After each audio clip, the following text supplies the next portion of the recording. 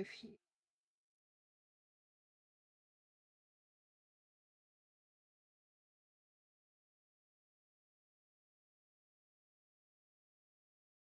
Hmm.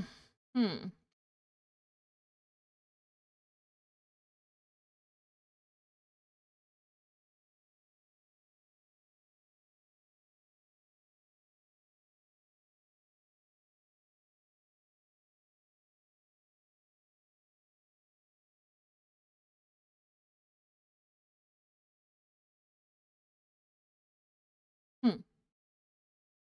Well,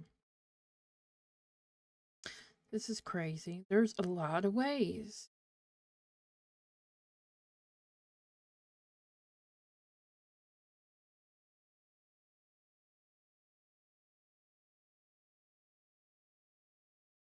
All right, guys. All right, welcome in. Um, we'll let you know this video will be gone after it's up. After I stream it, it's gonna go to YouTube. The audio on the video got copyrighted. It's the music from Mark Benson, or how you say the person's name, Benson. Because it is not stream friendly. But I'm not gonna make it sacrifices for whatever. But crap. So apparently there is multiple ways to do chapter 1.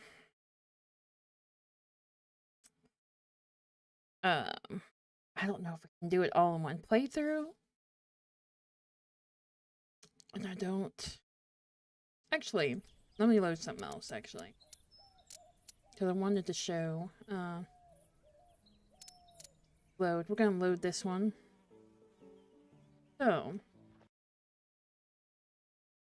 So we want to... No, we don't want to go that yet. What? No, I didn't want that way yet. Go this way. There's different ways to do these things. And go to load. I only have Aftermath show. Oh, I did have the Aftermath show. Because there's different ways. Now this is where I snuck in.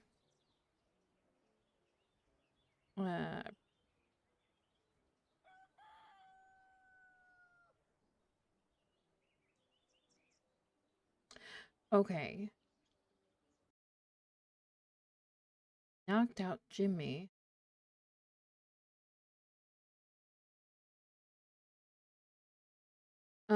Snuck into Lola's will be then.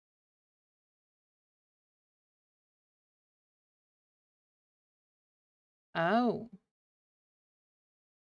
Oh, okay. Well, crap. So getting Lola is different. What the heck? Because there's different ways to get Lola. I'm going to show this anyway. I'm just going to speed through this a little bit. Oh! Harley. What an... Oh, You bet your... look, my brother. So did I do... I did that one. I did the Aftermath with the other thing. Your... Hell, but that's if you don't... Who... You may not. We're going to help him this time. Not only. I'll take... Sold. See, this ain't. And folks. Alright, And if you. Of course, but I'd be. And after all. Just tell me what So- you want. Only a. Spit it out. Just. It's only. What happened? It was. So we're going to have to do these for different times.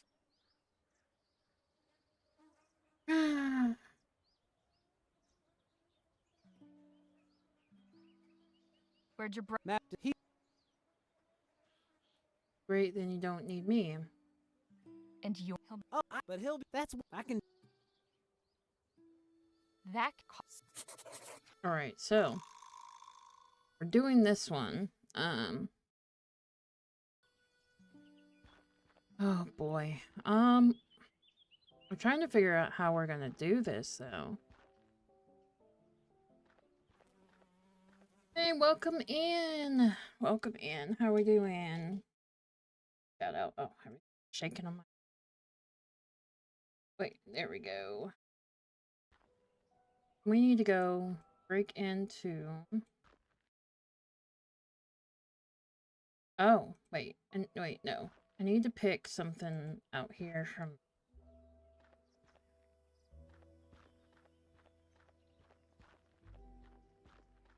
Well, thank you for dropping by. How are you doing today? Turn back! Oh, Darkness thank you will for the envelop follow. you! Much appreciated.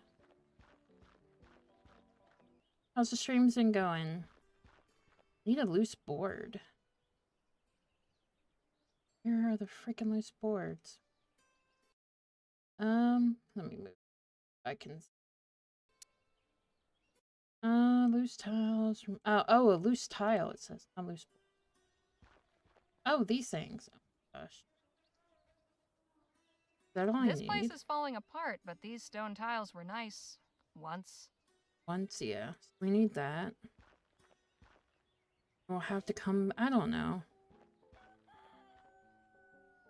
Might just... I don't know.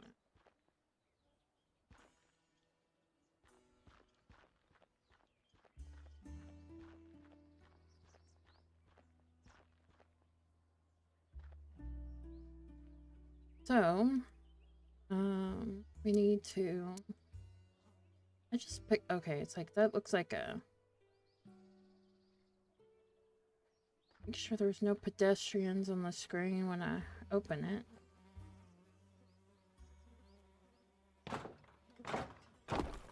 That did it. The tile's no good anymore, though.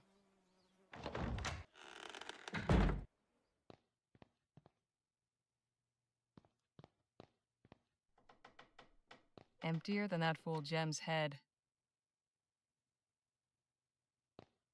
Well now, what have we here? Got what I came for. Best not to stick around. What in the ether is going on here?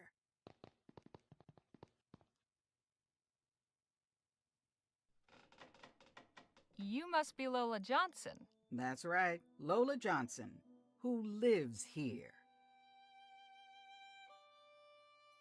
You live here, do you? Technically, I think the word you're looking for is squatting. And technically, what you're doing is trespassing. I'll be going. Oh, You do me? Oh, me. That's not me. That's my boyfriend. Me and him, share channel. He makes... Right now, he's working on a game called, Cryptic Crawls. It's kind of like a Diablo-style, RPG-style game. He's working on, like, voice work with people right now. Working on getting a demo out. I mean, they have a demo right now, but it's not really... It's in the works. But I've played it a little bit, but it still needs a lot of work on it. But so far of what I played of it, it's pretty decent. I like it. But he wants something more playable. But it's on Twitch's like if you go on Twitch and look at, what was it called? Cryptic Crawls. I'm trying to remember how to spell it, actually. Because he spells it a certain way. Yeah, this is how you spell it. But he wants to make some different other games, but that's what it's called there. But we share a channel. I had to close my channel because I'm trying to get on SSI, and I can't make money. So we're sharing the channel, so all the money can go to him. That's funny. That's fun. So we just combined our stuff together since he rarely really streams that much. So. And does a stream. So yeah, but that's pretty much, there should be screenshots and stuff on there. Some of it probably needs updated though. Alright, let's go give this guy his watch. That's not his to begin with.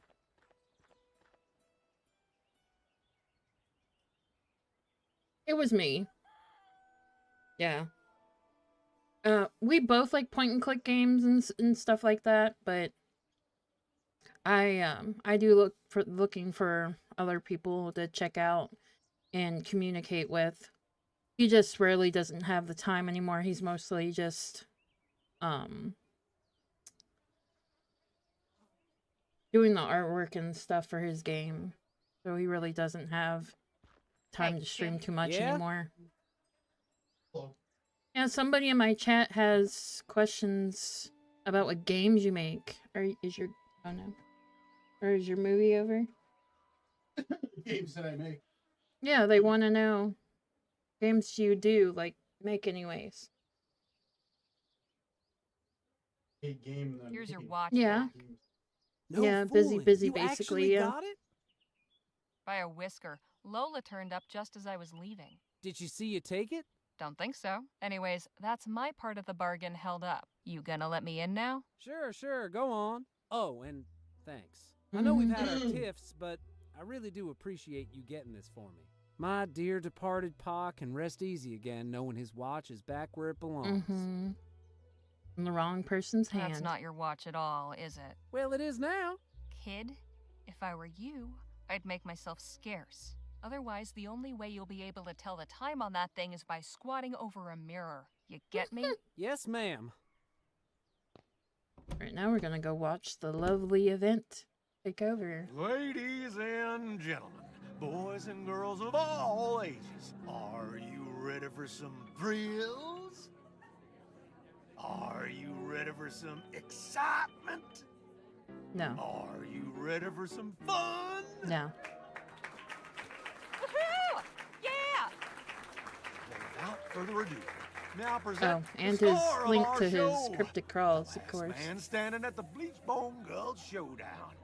The only man to defeat bastard Billy Boakes in a duel. The man who discovered a gentleman, then gifted it to an orphanage. Gentleman Jake Ackerman!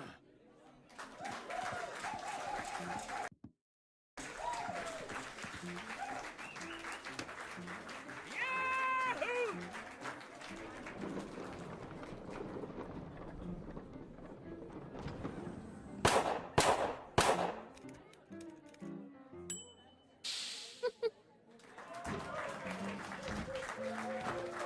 Thank you, Charlie, for that wonderful introduction. Hello, everybody. Welcome to Gentleman Jake's Wild West. We got a heck of a performance for you today, but first, allow me to introduce my brave and loyal assistant, Danny Luo. Now let's get this show on the road. And that, ladies and gentlemen, is how you rope a steer. Keep it going, Danny. Maybe you'll lasso yourself one someday. Woo-wee! As a steer, but sure. The sun beat down upon them as the duelists stood and stared. But Billy Boakes had never fought somebody so prepared. Jake drew his gun. And bang! That would The be bastard my boyfriend now. crashed down with a thud. Talking. The Yeah. legendary foe lay dead, defeated, in the mud. You sure you didn't just bore him to death? You just didn't work. Yeah, that was just horrible. And now for a most challenging proposition, perhaps the greatest feat of marksmanship to which a man can set his sights. You see those 5 juggling balls that Charlie keeps whirling aloft in such a dizzying display? Ladies and gentlemen, affix your eyes on that green ball in particular, and do not dare blink. For with but a single bullet, I will pluck it from the very air.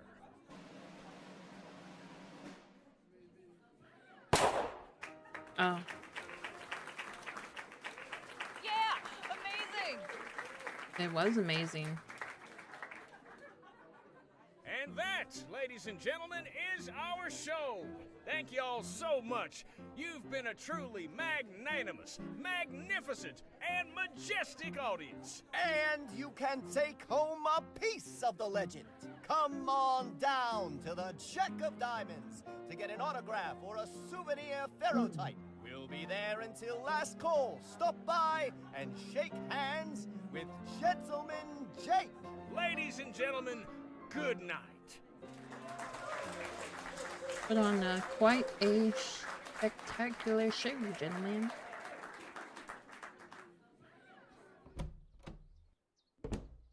Well, I'm going to save this as... No. Met Lola as something. Probably ran into it. I'm telling you, Jake, I need that money tonight. You knew the deal going in, Charlie. There's nothing I can do about it. We'll see about that. Hope I'm not interrupting, gentlemen. My friend here was just saying his farewells. Weren't you, Charlie? Please do pardon that unpleasant display. What can I do for you, my dear? Name's Harley Legere. I'd like to interview you for the Rosewater Post. Well, shucks, it would be my pleasure, Miss Legere. Shall we go upstairs to my room? Beats standing out here in the dust. Lead on. Miss Legere, permit me to introduce my Okay, associate, so that's how you run Danny into Luo. them. We've met, actually. Not formally, I suppose. Nice to properly make your acquaintance, Miss Legere. Likewise, Mr. Luo. Please, you can call me Danny. Everybody does. So what did you think of the show? Pretty spectacular, huh?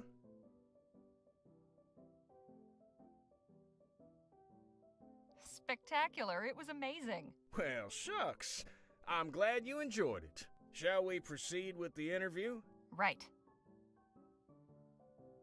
Danny, you're Gentleman Jake's closest associate. I'd like to hear your perspective. Me? But I thought this interview was with Mr. Ackerman. Oh, go on, Danny boy. Tell the lady what you think of old Jake. Well, Mr. Ackerman's been very kind to take me under his wing. He's taught me loads about showmanship and being brave. Really, I couldn't ask for a better mentor. Aw, hell. You're gonna make me blush. So what do you do when you're not gunslinging or adventuring? Well, you were at the show. You saw it firsthand. Right, but what about hobbies? Pastimes? Well, I ain't the type to sit around reading novels, if that's what you're getting at. I'm a man of action. What's something nobody knows about you? Give me something juicy. I'm something of an open book, Miss Legere. Keeping secrets ain't really my modus operandi. Come on, everyone's got secrets. Oh, I think you'll find I'm not like most folk.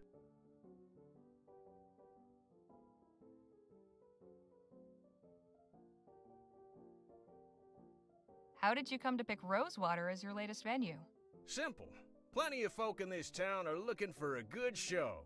I ain't so hoity-toity as to think El Presidio or Los Virgenes are the only places worth visiting. After spending all day bent double over a pan in a creek or working his keister off down in a mine, a man is entitled to some amusement, wouldn't you say?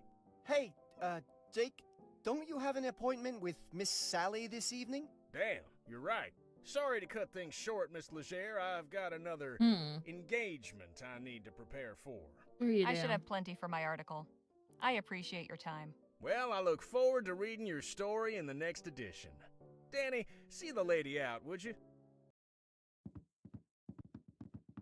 It's your next engagement. Good meeting you, Danny. Guess I'll see you around. Not to worry, gents. Jake's all yours. Hey, you were in the show. Nice juggling. Thank you, ma'am. Jake, get your ass out here right now, you four-flusher. My bad. Now, what's all the ruckus? Don't play the fool with me, Ackerman. You know damn well why I'm here. You might think you can give me the runaround, but I wonder if my friends here won't convince you to pay up. Charlie, Charlie, Charlie. Didn't anybody ever tell you only cowards get others to solve their problems for them? You slum-guzzling bastard. I'm gonna fix that wobbling jaw of yours. Come on up here, then. Yep, go up there Sure then. you won't reconsider, Charlie? Shut the hell up and get out of my way.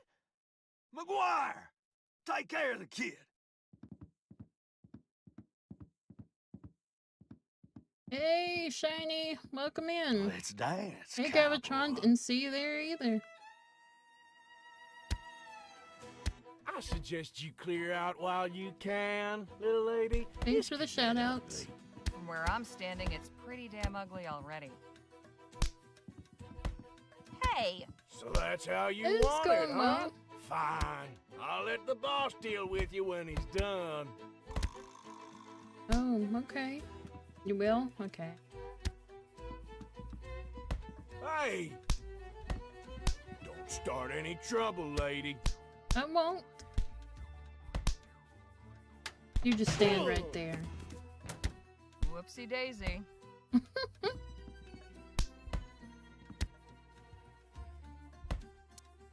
And, I'll just, click this here. What are you doing?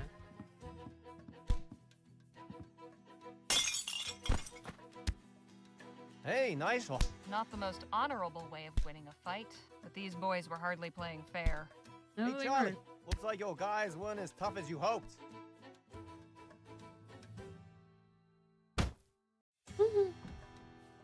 Hoo-wee! They're the That got the punching, old blood yeah. pumping. You've got some interesting associates, Mr. Ackerman. If you'll excuse me, I have an article to write. Hang on just a minute. I'd be a fool to just let you walk away after that performance. Come on back up here. I've got a business proposition that may interest you. What about Miss Sally? Oh, she can wait. All right, Miss Legere, I won't beat around the bush. Danny and I are looking to get some folks together for a job, and I think you'd make a damn fine addition to the team. What sort of job? Okay. Ever hear of Dr. Bennett Clark? That I have. Of course. The etheric researcher. What about it? But yeah, she Dr. used to Clark moved out here box not when long she was after a the big teen. disaster back in So Lamplight yeah, City. she's He a kept good up his boxer. research, even did some demonstrations at the Opera House. Till one day, he just up and vanished. I'll let people know right now Nobody that seen hide nor hair of him found in out this nearly a video year. audio gets muted, so I do upload to YouTube as well at the same time. So if you do miss something and do want to watch back, it goes to our YouTube channel. With my unfettered Oh, demonic dang. might, Oh. we will rule the Scared the crap out of me. world. So short and retro is the YouTube channel, but we don't keep anything that gets muted on this channel. So if you want to, no, that's not what I wanted to do. That way you can check that out over there. But yeah, we don't keep anything that gets muted over here. Like gets deleted. So just letting you know, this game gets muted for the music.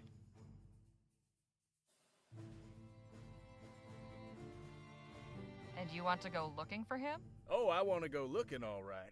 The But thank thing you for is, the We're lurk. going in search of Dr. Clark's fortune. Come again? The feller was loaded. Somehow he managed to talk a bunch of The big reason money I'm going through investors this from back again east is into there's financing multiple his ways research. to do All things those in this gizmos and game. doodads This is don't why I'm come going cheap, through this you know? again. We find his stash, we'll all be rolling in it for years to come. Stash? What stash? Surely it's all just numbers on a ledger somewhere. Nope. No, I'm telling you, he kept his assets in cold, hard cash. So you're looking to rob a Egoism? man blind Egoism. just because nobody knows where he is? Now, nothing so uncouth as that. Picture this, a Uncouth. swashbuckling word. pirate captain, his vessel freighted with treasure. The vast fleets of law and order circling him, closing So in. chapter He digs a hole Act in 1 the might sands take of a some little bit. sun-kissed tropical beach to conceal his ill-gotten loot and makes himself scarce. Circumstance conspires to deprive him of the opportunity to return. Now, is the brave treasure hunter who seeks and unearths the bounty guilty of robbery? Or is he just returning to the world what would otherwise lie forgotten and worthless? See, we're not after Clark's personal wealth. The money in question was meant to bankroll his etheric research. Since that's been outlawed, he can't touch it. And it's a drop in the ocean for the investors. He's probably been using it, They'll though. never miss it. How many folks are you planning on bringing into this? That depends on what we find. But I promise you, we'll all get a fair split. Enough to make it all worthwhile. What's your plan? Clark had a lab nearby, a couple miles outside of town. Last place anybody saw him. We poke around there, retrace his steps, and it should lead us straight to the loot. Uh-huh. Now, call me crazy, but I get the impression you're not entirely convinced. Truth be told, I'm not. How can you be sure Clark isn't just holed up in some cave with his cash? Or that someone didn't off him so they could claim it for themselves? We follow Clark, and whatever vanished him could end up vanishing us, too. Yeah, I true. admit we're asking you to put a lot of faith in us. Hell, I'd probably be just as incredulous were I in your position. Mr. Ackerman's a good man, Miss Leger. He's never led me astray in all the time I've known him. I In 2 appreciate it, years. Danny, but I think Miss Leger's gonna need a little more than just your word. Look, I've known quite a few moneyed folk in my time. They all got one thing in common. You know what that is? Greed. They couldn't give a rat's ass about folks like you and me. I admit I cannot emphatically contradict you there, but not what I meant. So what do they have in common? They're good at keeping their money safe. Clark's cash is out there. I just know it. As far as I think your he used safety, you just took out a couple of brutes twice our size. It's plain to see you can take care of yourself. I'm pretty good with my pistols, and Mr. Ackerman can talk his way out of anything. But we could use somebody who's good in a fight. Besides, stick around old Jake long enough and you'll have enough material to write a whole book. Forget a measly little write-up in the local rag. I'm offering you a front row seat to a much better show. So, what do you say?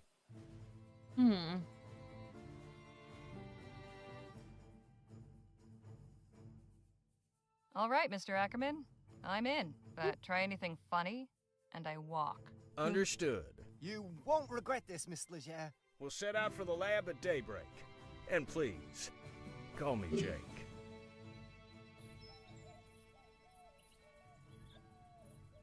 Dr. Clark's laboratory is a short hike from Rosewater. After getting run out of Lamplight City, this is where he went to ground. A secluded desert facility where he could get up to who knows what. Jake, Danny, and I head there at first light to see what secrets he left behind. Quite a sight, ain't it? I'll say. What the hell was Clark doing out here? That's a question for minds greater than ours, Miss Leger.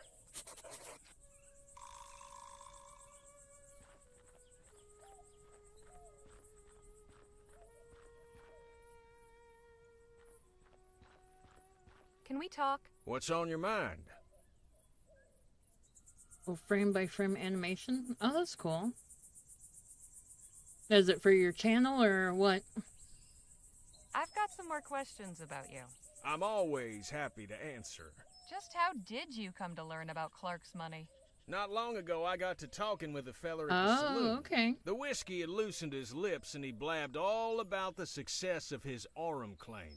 But then he told me about how he'd invested most of that Aurum in Secretive, I Clark's see. research, and how he wasn't the only one. And you're certain these investors won't be wanting their money back? Can't speak for the rest, but this feller won't. See, his aforementioned loose lips got him into trouble with some other folk. Poor bastard was shot dead in the street. I see. Would you care to recount some of your previous adventures? I'd love to, but I'm afraid now just ain't the time. Soon as we have a respite,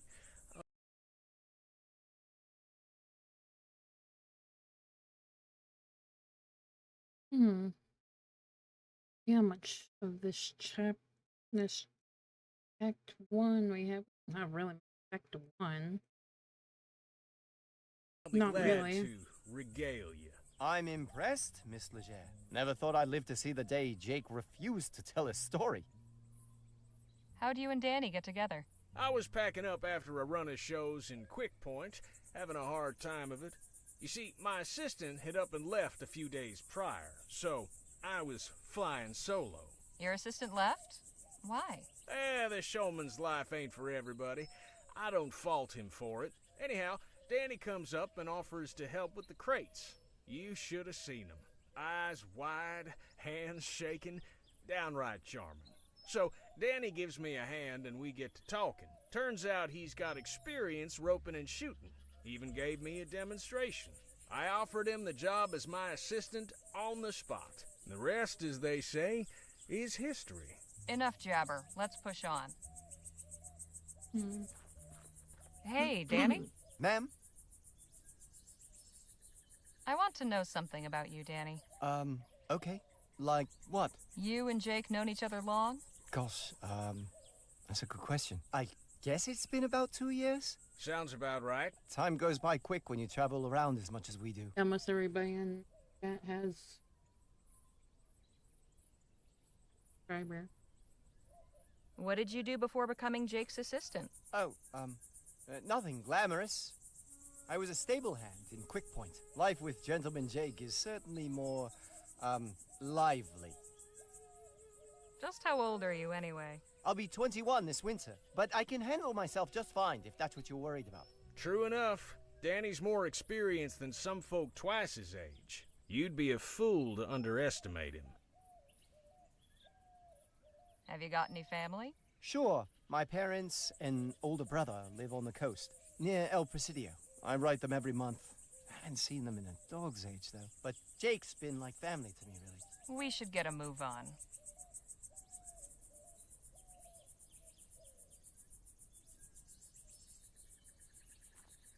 Now there's something you don't see every day. You can say that again.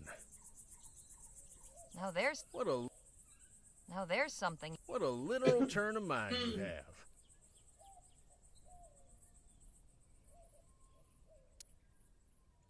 Oh, I want to save on Eat Lola.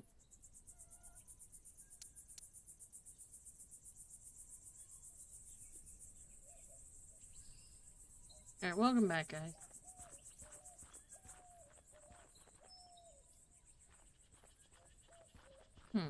Guess it shouldn't come as a surprise that the front door is not wide open for us.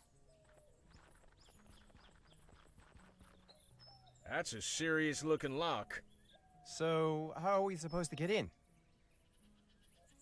Know if there are any locksmiths in town? I'd prefer if we handled this ourselves. My old pal Captain Stokes is stationed nearby at Fort Beaumont. He owes me a favor, or two. Maybe he could give us some high-powered equipment to get inside. You read my mind, Danny boy. Wouldn't do any harm to take a look around out here first, though.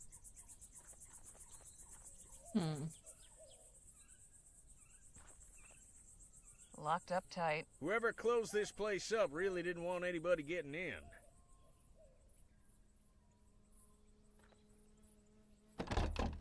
This is one of the sturdiest locks I've ever seen. I think we're gonna need to get creative. The fort stockpile might have something that could help.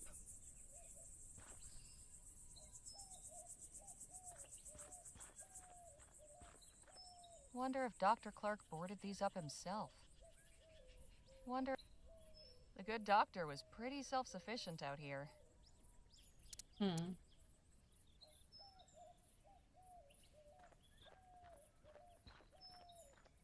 Must take ages for any correspondence to get out here. Probably beats having to hike into town, though. Looks like Clark missed his last mail delivery. Must take age.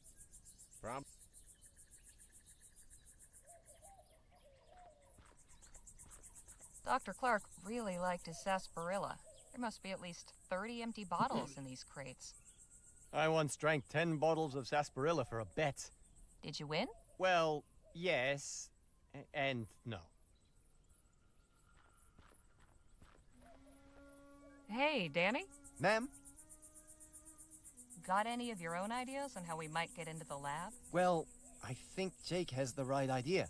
We should ask for help at the fort. We should get a move on. Can we talk? What's on your mind? Have you had any new ideas for getting inside the lab? Not a one, unfortunately. I believe asking at the fort is our best hope. Enough jabber. Let's push on. Pick these up. Doing some tidying, are we?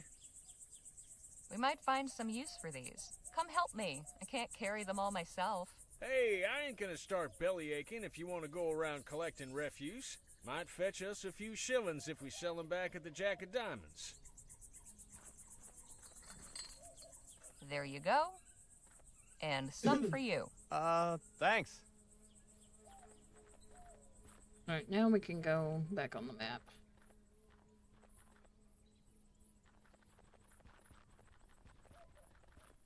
What are you doing? This is no place for sightseers. We're not sightseers. We're trying to get into the lab. Do you know a way in?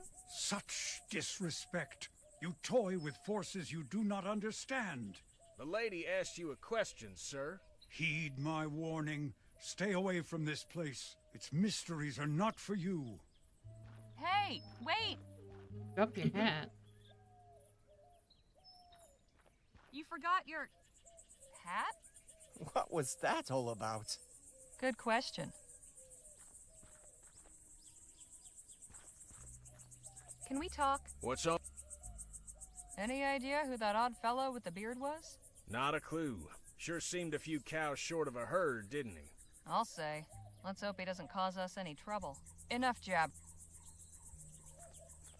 Hey, Danny? Ma'am? Who do you suppose that odd bearded fellow was? I don't know. But I hope we don't run into him again. He gave me a strange feeling. We should get a move on.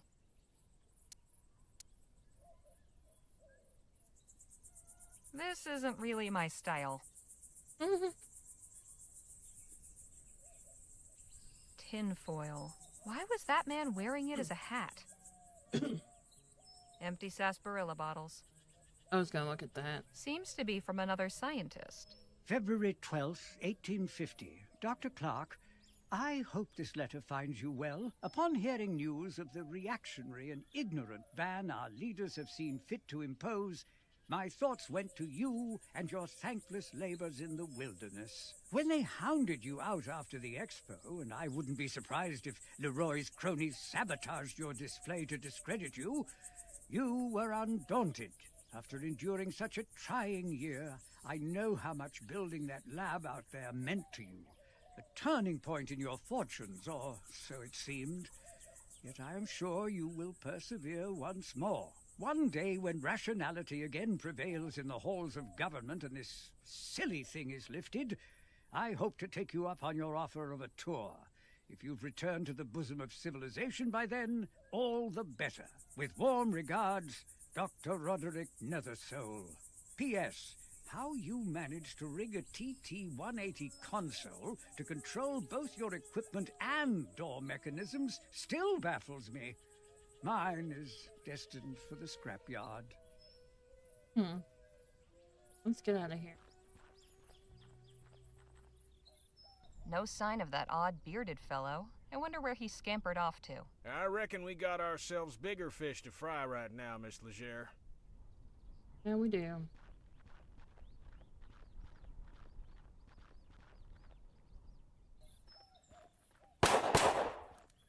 Hey, look, a show! What a racket. She's pretty good, though. Yeah, I bet she is. Excuse me? I said, excuse me. Hey!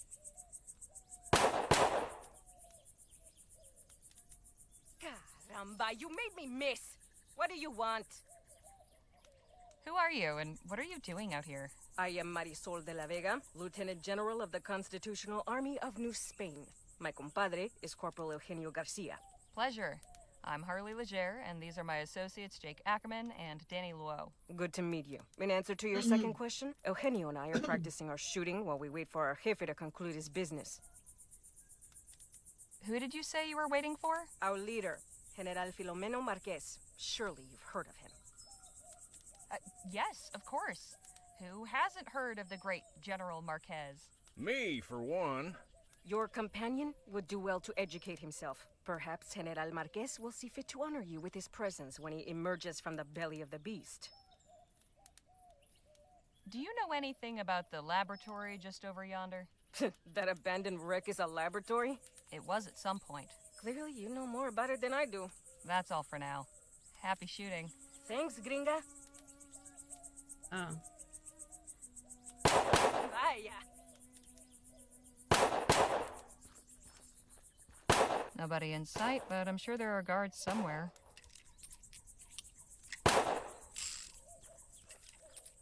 I don't know. What is it? What do you all get up to in this place? I'm really not at liberty to say, ma'am. Would you happen to know anything about the lab just over that way? No, and quite frankly, I don't care to. We'd like to come in, please. More unannounced visitors? Must be my lucky day. What country exiled you? None. We just want to speak with Captain Stokes. Afraid he's indisposed. Why don't you tell Stokes that Jake Ackerman needs a word? Gentleman Jake? At your service. We're not in the market for entertainment. It's like I said.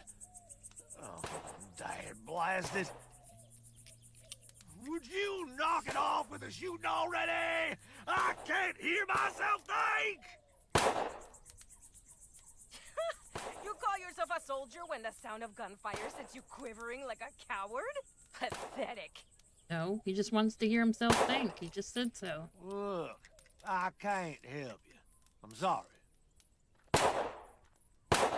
I wouldn't be asking to see Captain Stokes if it wasn't important. I opened the gate for the last person who said that to me today. And what did I get as a reward? His two cronies raising hell for the past hour. No, ma'am, not again. Carry on, soldier. Right.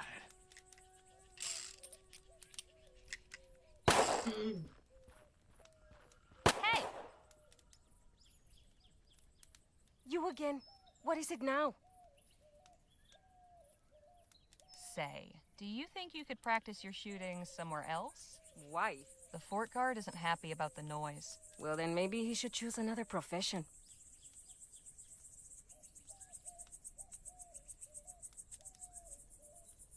You're pretty good, but I bet I can beat you at shooting. I am the best shot in New Spain. Care to prove it? Gladly.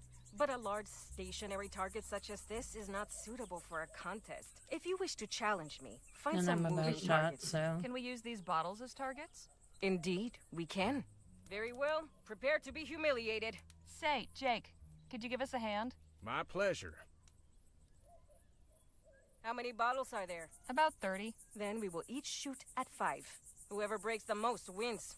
Sounds fair. I am feeling generous this morning. Would you like the opportunity to practice first?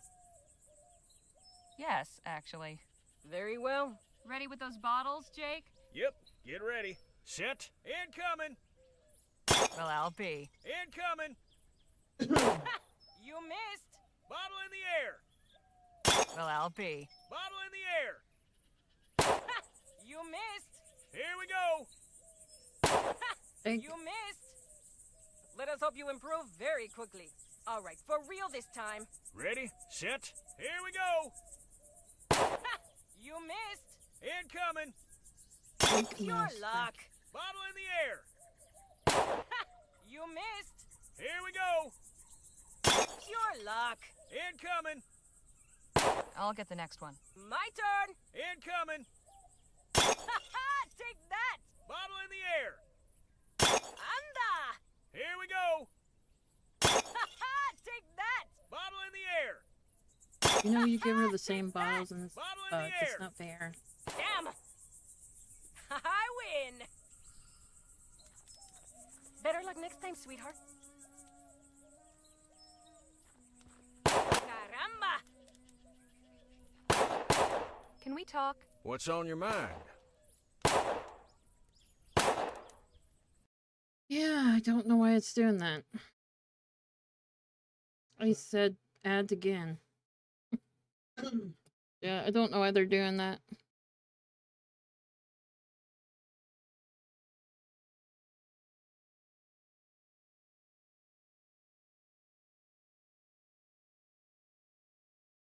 Did you read?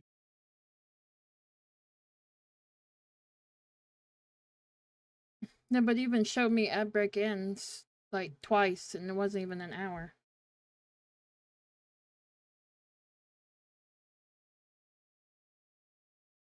That no people. Yeah.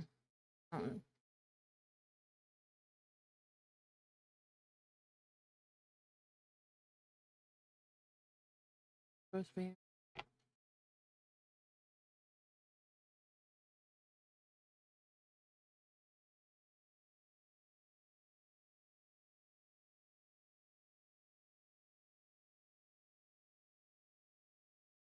Wouldn't worry about it too much.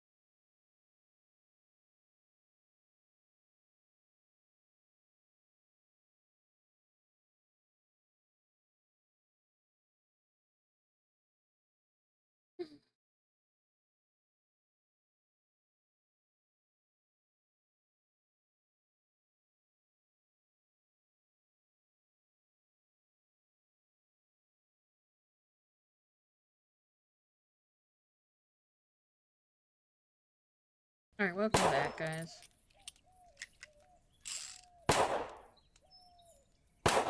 How are we supposed to get into the fort? Good question. I figured it'd be a breeze, but the guard's ornery as a mama bear with a sore teeth. We need to figure out how to get on his good side. How about an encore of your juggling ball trick? Beat that lady at shooting, and we can get her to practice elsewhere.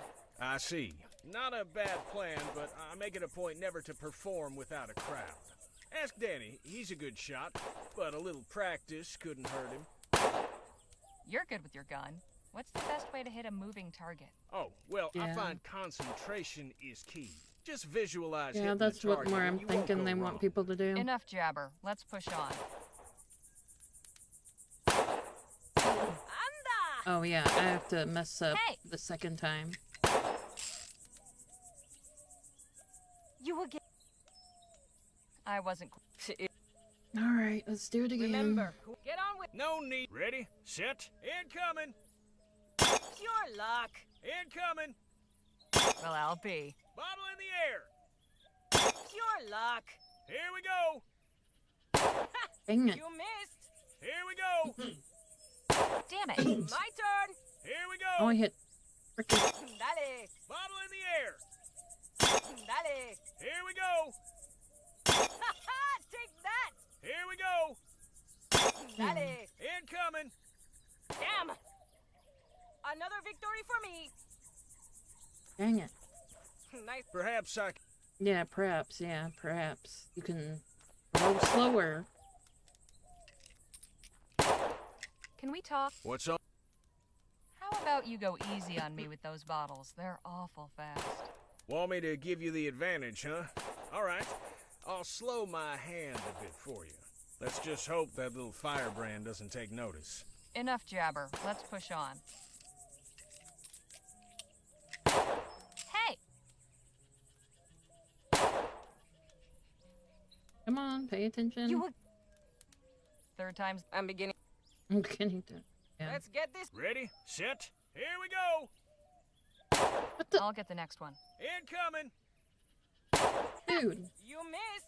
It Incoming. said slow, not over my head. Whatever. I'm done. Nice shot. Incoming. Whatever, You I'm done. missed. I'm done. My turn. I'm done. Incoming! Whatever. Bottle I in the can't. I air! did better when he was doing faster, but then he started like, I don't know, like his aim and arm is Bottle in the air! stupid. Dale. Incoming! Damn. Another victory for me. Okay, Danny, you're gonna have to do this. Didn't even stand a chance. Hey!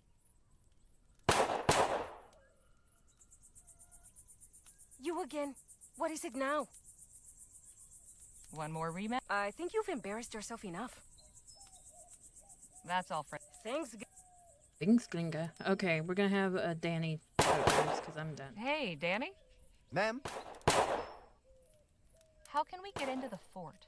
the god seems upset about all the noise. Maybe he'll warm to us if we can figure out some way to take care of it? Shooting's clearly not my specialty. Think you can teach that show-off a lesson? It'll be my pleasure. That could be my pleasure. It's like, please. Excuse me, ma'am.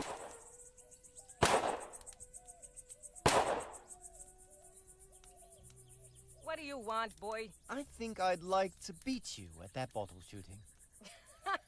Oh, this is gonna be good. All right, kid. Let's see what you got. Why don't you go first? Show me how it's done. My pleasure. Ready, set, here we go! Híjole! Bottle in the air! Take that! Here we go! Take that! Incoming! Híjole! Bottle in the air! Take that! Let's see you beat that. Ready, Danny boy? Yep. Don't worry about the warnings. Just throw. And Don't believe this. Beaten by a chinito de mierda. Eugenio, Chitamini. vámonos de aquí. She's not a very good sport. Never mind her. That was some fine shooting. Indeed. I was getting the hang of it, but I'm glad you saved us the time. Glad I could help.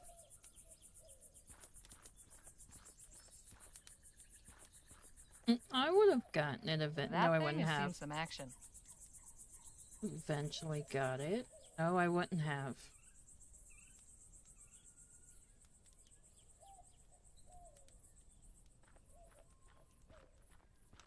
No handles. Must only open from the inside. No, that's how they work.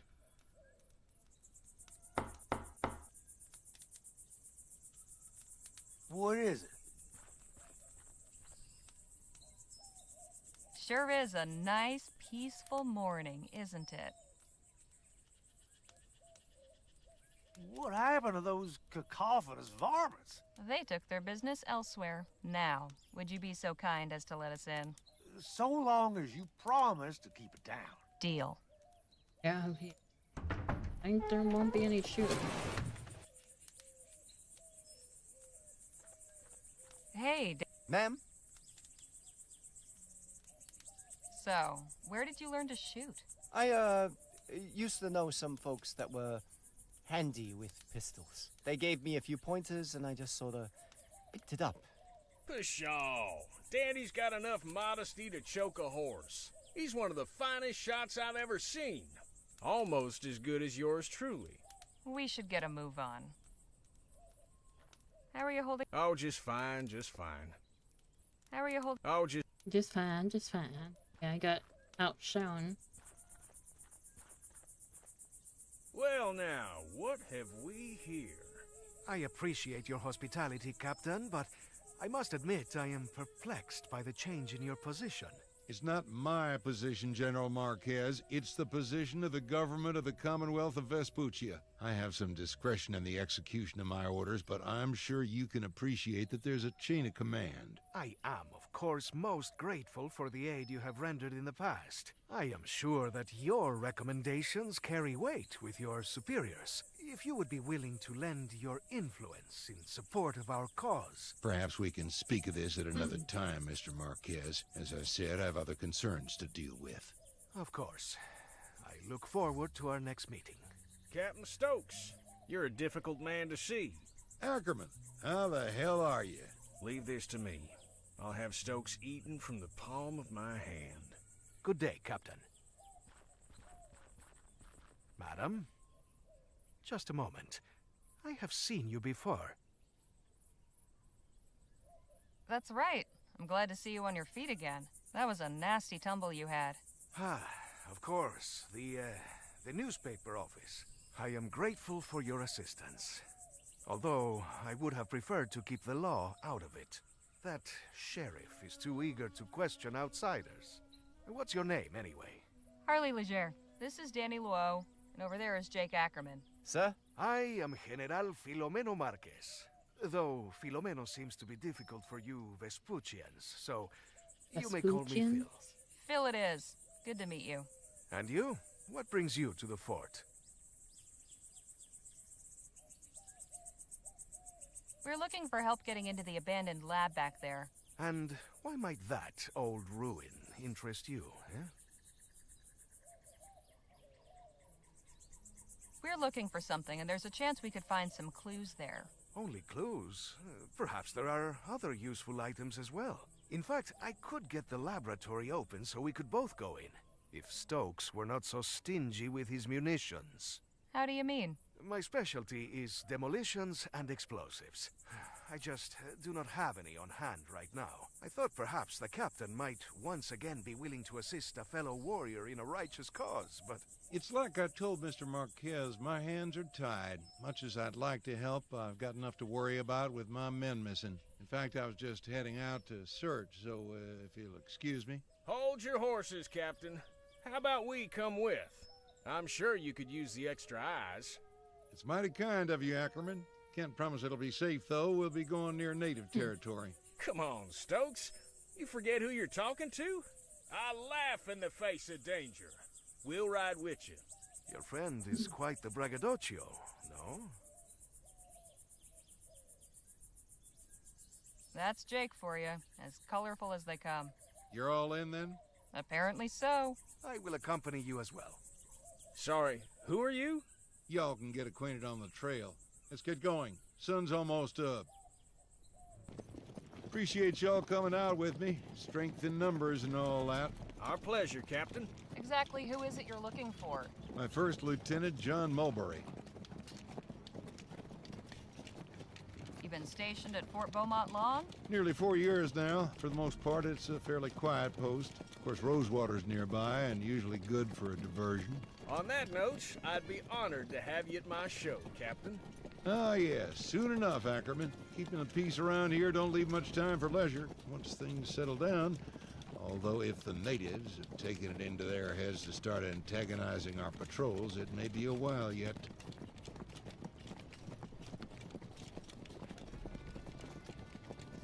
How do your soldiers and the natives get on with each other? Not too well, I'm sorry to say. We've allowed them their space, left them in peace, Oh, but sure you somehow did. that ain't enough. They seem temperamentally disposed toward causing trouble. Because you agatizing them. Listen, Leger, with all due respect, you've no idea what you're talking about. We've already given these folks an inch, but they have taken a mile. The 'Cause you government's keep tried appeasing inching them with on their treaties land. and such, but those ain't worth the paper they're written on. You'd sooner reason with a coyote. Well, I think... Ah!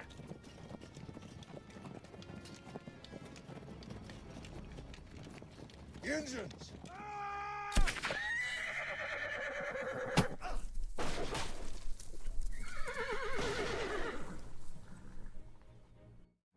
So far, we have been stymied in our efforts to search Clark's laboratory.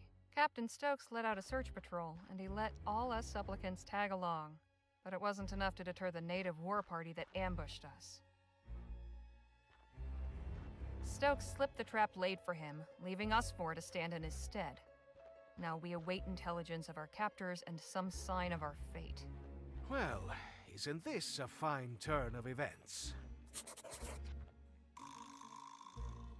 Alright, let's go. Here we want to save at Metlova. Hey, Jake? Miss Leger? How are you doing, Jake? Been better, but you're a peach for asking. I'm just trying to come up with a way to get us out of here. Did you manage to see what became of Captain Stokes? No, I was a mite preoccupied. But I'm inclined to take the fact that he's not in here with us as a favorable sign. Had any ideas for escaping yet? You'll be the first to know, I assure you. Surely a fellow of daring do like yourself has been in a predicament like this before? More times than I can count. How do you manage to get free? Well, you gotta understand, every situation's different. Easiest way's usually bribing a guard, but sometimes you gotta get creative. Well, there's one time But no, that wouldn't work here. Why not? 'Cause I'd need a few things, and coming by them in here will be next to impossible. If you've got a plan, it's at least worth trying. I reckon you're right. Main thing I need is something pliable, like wax or soft wood. Then something sharp to shape it with, and finally some shiny material. Metallic looking would be best. Find me those things, and we might be in business. I'll leave you to your thoughts. It's quite ornate. Brightens the place up, I suppose. It is noble to find beauty in dark moments, but perhaps not so very useful. Dried corn. At least we won't starve. If that's all there is, starving might be preferable.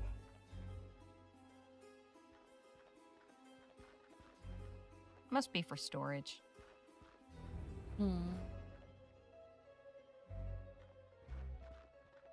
This basket's full of soap. Yeah, at least we can keep clean. Uh-huh. Except there is no water in here. Then let's hope we can get out of here soon.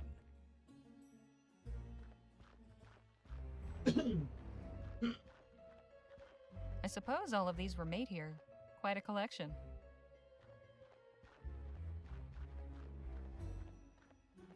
Hey, Danny? What is it? Could you knock it off with the pacing? It's not helping. Sorry.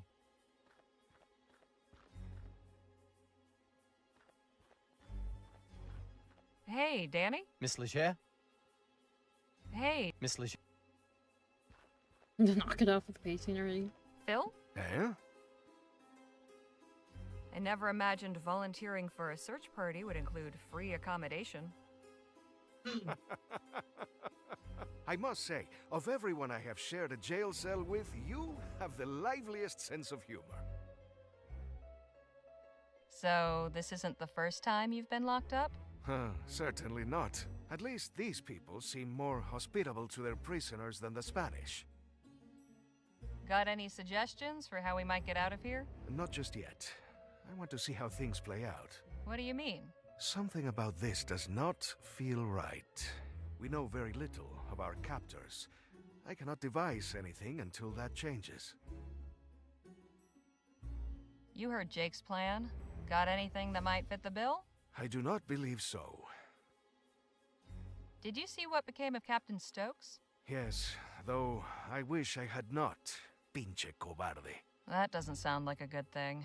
He turned and ran. Took his men and abandoned us. To think I held him as a man of honor. Bastardo! Whoa! Easy there, Phil. Forgive me, but I cannot abide a deserter. It takes a low sort to abandon someone who's counting on you. I'll just be over here.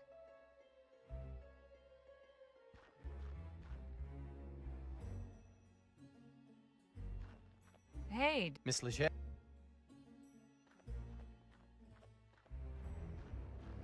Hey, Jake. Miss Liz. Could you Sure. Something. I'll leave. Something, something, something. I'm gonna give him all this something, something, something. This isn't really my...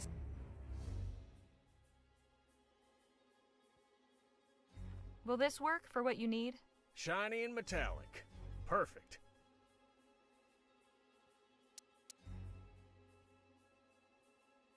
This sharp enough for you? It'll do.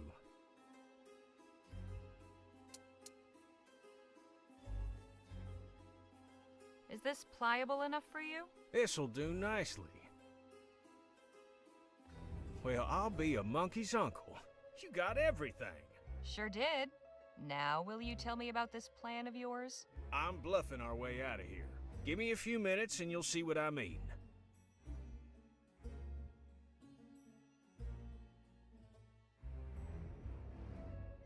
Voila.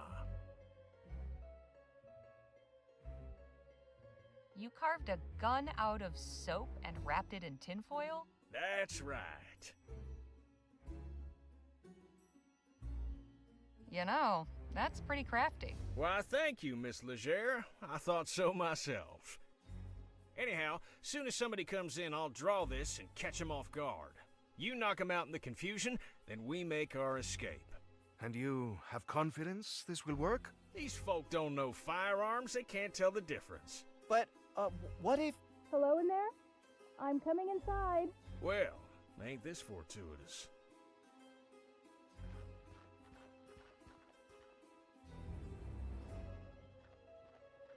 Greetings. I'm Nadine. I've come to... Hands up! Is that a fake gun? Yes? Don't mind my friend here. Nadine, was it? Yes, Don't mind Danny Nadine in the Redbird. room. Harley Legere. Listen, Nadine, you have to help us out of here. We mean your people no harm. I'm just here to make sure none of you are hurt. Chief's orders. She also wants to speak with whoever's in charge of your group. That would be me. All due respect, sir, but after that little trick you just pulled, you're out of the running. I'll go then. All right, come with me.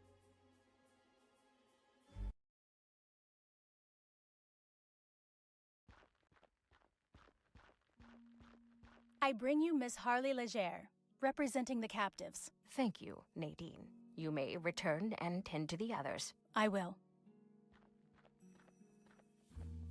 Enter and be welcome. You may call me Chief Lutzi. I am responsible for the people of this village. Pleasure's all mine. You have violated the borders of the Autumn Nation, duly established by recognized treaty with your government. Miss Legere, why are you here? We were only accompanying Captain Stokes on a patrol. You serve Stokes. Curious, you do not dress like a soldier. We have nothing to do with the fort. Who are you then? I'm a journalist for the Rosewater Post. My companions and I are researching Dr. Bennett Clark. We only came to Stokes to ask for help getting inside the abandoned laboratory on the other side of the valley. Thought maybe you could spare some dynamite or something. But first we had to ride with him to find First Lieutenant Mulberry and his missing men. I see. What did he tell you of us? Let's just say he didn't paint a very pretty picture. Unsurprising. Do you share his opinion? I have little to go on, but being taken prisoner isn't usually the start of a good friendship. The Autumn mean you no harm, Miss Legere. However, for months, the fort soldiers have routinely violated our borders and harassed our people. Just last night, a band of them came, led by this man, Mulberry. They attacked us in our fields and set fire to our crops. Were there any casualties among your people? No deaths, although a number were burned or wounded in the fight. As for Mulberry, we captured him. He is under guard in one of our empty storehouses. Stokes has turned our village into a prison, and now he is recruiting civilians to come after us. I fear this will not end until everything we have has been turned to ash. But I cannot allow that. Something must be done. You're right. Can we help you in any way? I believe so. And you can get what you're after as well. I'm listening. Our scouts have observed an army wagon making regular deliveries to the fort from Rosewater. It comes in the night, when few others are willing to travel, and always it arrives a day or two after the train stops in town. Then that would be... tonight?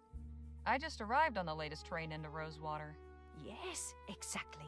I cannot know for sure, but I believe this wagon carries supplies, along with weapons and munitions. The soldiers use these to strengthen themselves, then come and deprive us of what little we have. If you and your people were to obtain them, it would be to our mutual benefit. We would have a means of defense, you would have the tools to enter this laboratory, and Stokes would be deprived of his armaments. You're proposing we raid a military supply wagon? That sounds awfully risky. Our peaceableness has brought us no safety. In doing nothing, we risk extermination at the hands of these men. Tonight, then, huh? Tonight, or not at all. The cover of darkness will be to your advantage. Our scouts have also noted that only 2 men guard the wagon. Guess I'd better tell the others and get to planning. You are welcome to rest here in the meantime. Thank you, Chief Lutzi. May the Earthmaker guide you.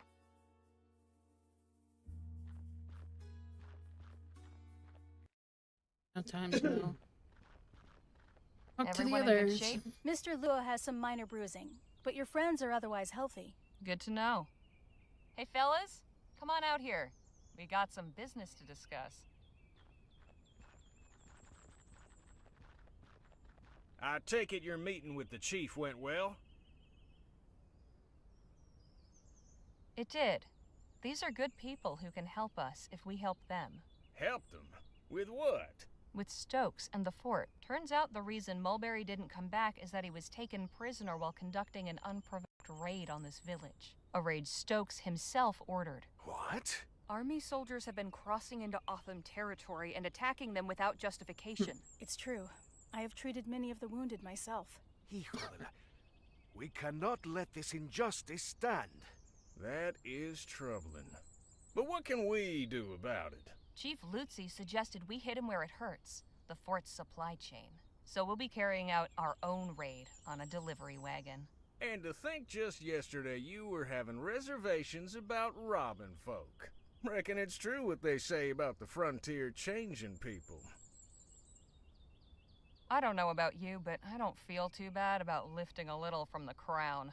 It glitters enough already. If the government is engaged in oppressing these people, you should be proud to resist.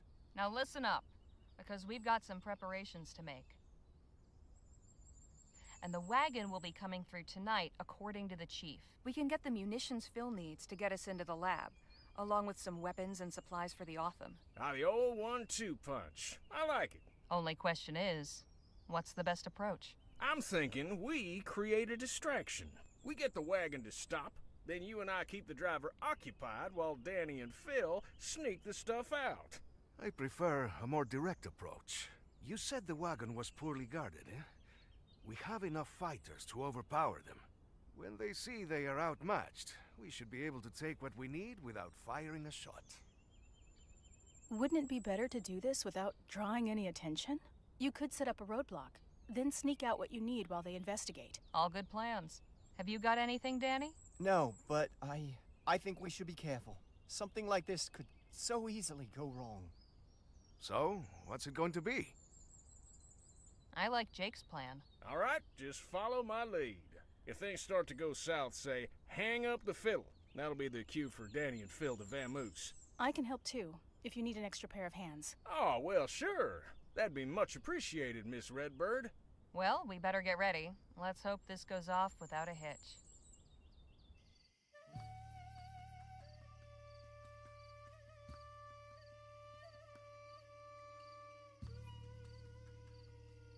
What's going on here? Ah, finally a third party. Maybe you can settle this argument for us. Ma'am, is this man causing you grief? Not nearly as much as she's caused me, I can assure you. How many times do I have to say it before you get it through your thick skull? We're through. You can't just break a man's heart and expect him to roll over. What's going on out here? These two lackwits are standing in the middle of the path. This ain't no place for a lover's spat. What in the Sam Hill are you two doing out here this time of night anyway? We had a bit of wagon trouble on our way home to Rosewater. You ever been there? Yes, sir. It's where I grew up. After all we've been through, I need a drink. I'll be glad for some rest at the Jack of Diamonds. Oh, sure. Love that place. Me too. I wouldn't mind forgetting our troubles. Like how our wagon turned over and stranded us out here. Your wagon turned over? How'd that happen? Something ran out in front of us, spooked our horse. It was a sneaky little coyote came out of nowhere. Yeah, these hills are lousy with the little varmints. Well, we can't offer you a ride, but we can send someone from the fort to come get you, assuming you don't kill each other first. Oh, don't worry about us. We quarrel all the time, like cats and dogs in a gunny sack.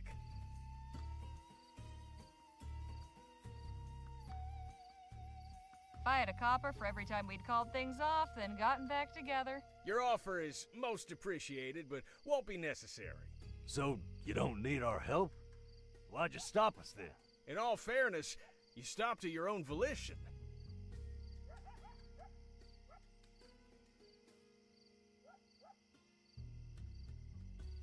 And lucky you did, otherwise you might not have met the famous Gentleman Jake. Gentleman Jake, that's a good one. I'd expect to find him in a saloon with a buxom gal on each arm, not on a dusty road in the middle of the night. Hey now! Don't you think it's about time we hang up the fiddle? Right. Pardon for the disturbance, gentlemen.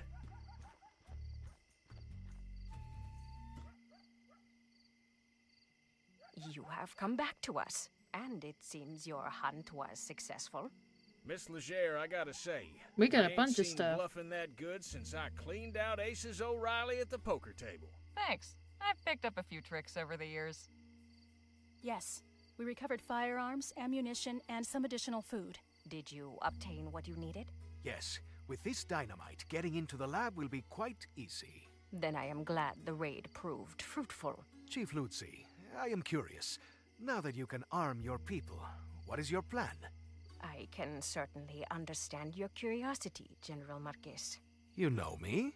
We are close enough to the new Spanish border to keep informed of current events. To answer your question, we will defend ourselves. Peace has not worked against those who wish to harm us, so we must answer them with force. You strike me as a wise and capable leader, but allow me to offer one piece of advice. Do not underestimate your enemy. Nothing angers a tyrant like a show of resistance. I appreciate it, General, but I believe we will overcome. I truly hope you do. So, there's something else. Several crates in the wagon were marked Rosewater. I thought it was strange, considering that's where the wagon was coming from. And not only that, we found a safe filled with Aurum bars. I wanted to take them, but Danny refused. I imagine you had good reason for that? They were marked. They wouldn't have been any good to us. Good thinking, then. The last thing we need is the Royals on us for stealing their Aurum. The Royal Police? Nah, out here they'd send in the army. Or God forbid, the Blackburns. The Union Busters? Unions, heads, you name it. The big question is, why send Aurum to the fort? An intriguing line of inquiry, but I ain't sure the fort's dealings should concern us. Perhaps not. But I am curious as well. Something unusual is happening here. Stokes was all too happy to aid our cause before my exile. Now he acts like a stranger. It cannot be a coincidence. I am going to charge my Lieutenant General with finding out more about these shipments. Chasing more wagons full of Aurum? Something like that. It is clear there will be no more aid from Stokes now, and I still have an army to outfit. Perhaps we will find something we can actually keep. If money's what you're after, maybe you'd entertain the notion of joining our posse. That goes for you too, Miss Redbird. What are you talking about? I'll explain everything on the way back to the lab. Danny, you stay here and help unload the supplies. You can give Nadine the lowdown. Come meet us when you're done. Will do. I am sending one of our hunters to return Mulberry to the fort. He can show you the way back. Much appreciated. Right, let's get a move on. You coming with me and Phil, Miss Leger? And missing all the fireworks when you finally set them off? I think not.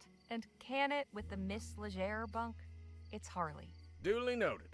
Now let's get going. Just one more thing before you go, Harley.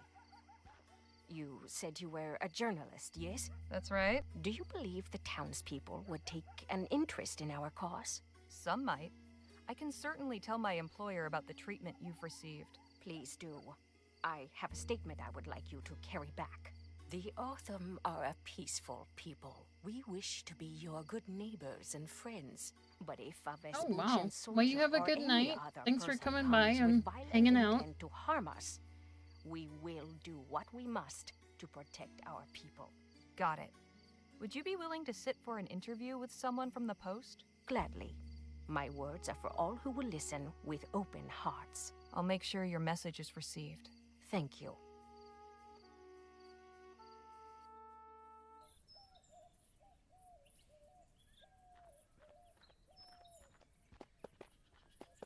Thanks for showing us back, partner. We can take it from here. Well, would you look at that?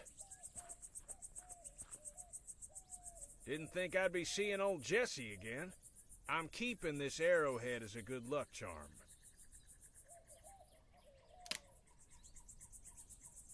And who knows? Maybe some collector out there would be interested in acquiring the arrowhead that nearly wiped out Gentleman Jake. Híjole. Is he always like this? Yep. He is. I wonder how things will go for the Autumn now that they have firearms. Well enough, I hope. Provided they don't point them at us.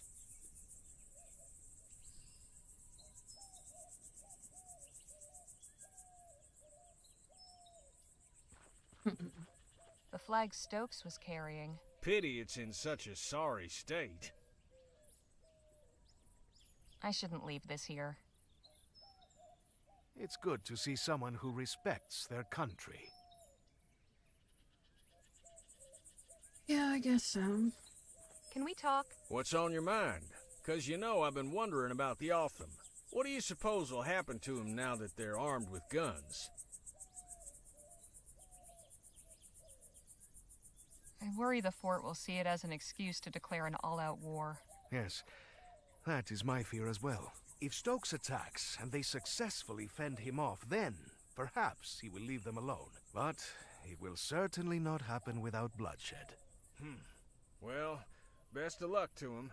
Enough jabber. Let's push on. Hey, Phil? Let's talk. What about?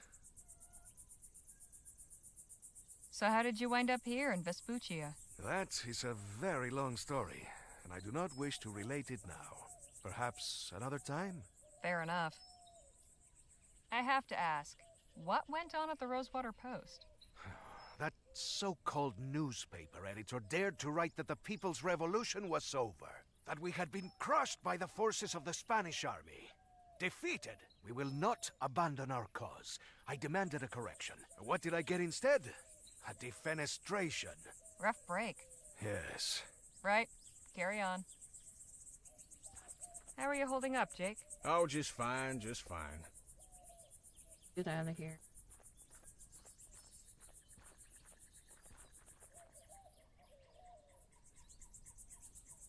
You're quite certain you know what you're doing? Just leave everything to me, and stand far, far back. Dang, this is... Gonna blow up?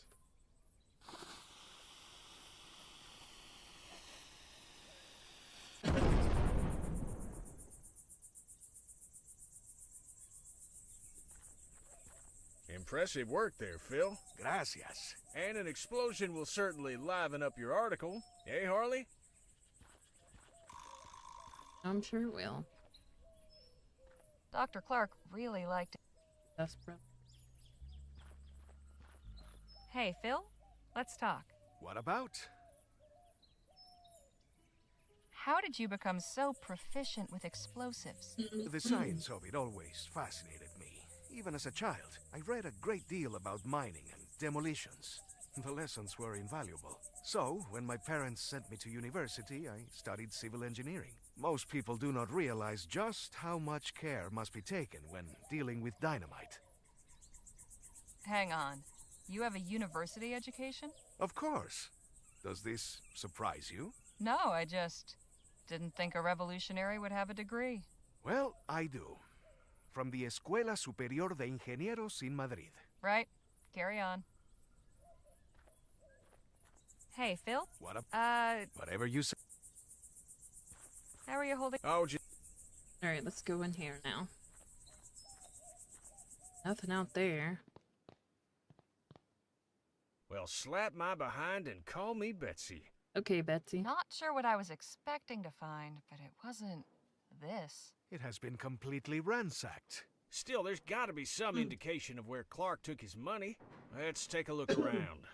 But watch yourselves. No telling what any of these doohickeys might be capable of.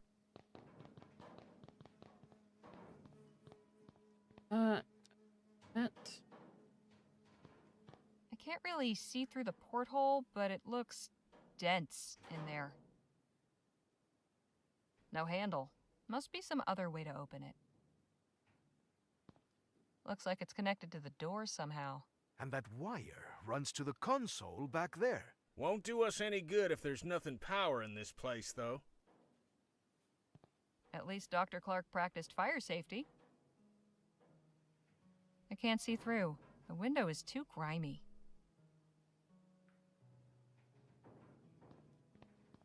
A wooden mannequin in a cage? I have so many questions. You sure you want them answered? You sure? His ear's knocked out.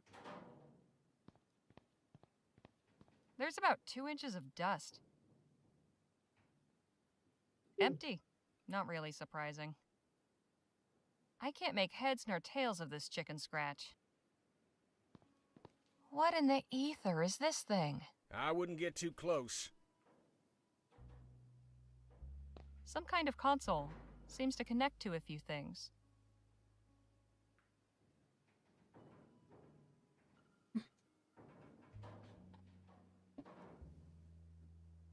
Is this some kind of combination or code?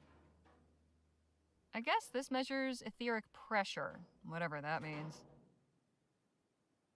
Must be what makes this thing go. Nothing happened. This console isn't getting any power. One of the dials is missing. Just my luck. It won't turn any further that way. TT-180 must be this contraption's model number. One of the dials. Not much left. Some books and a broken device.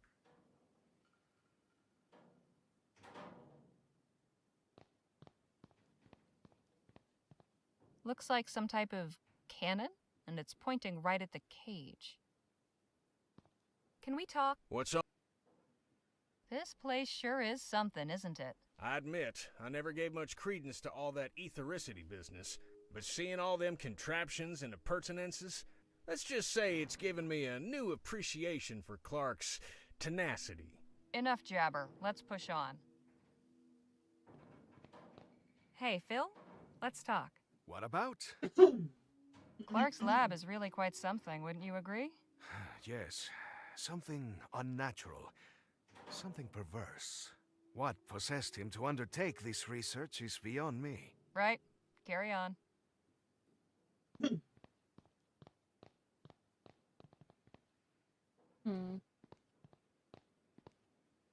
This Clark fellow was into some strange things, wasn't he? I'm starting to understand why he chose to do his work out in the middle of nowhere.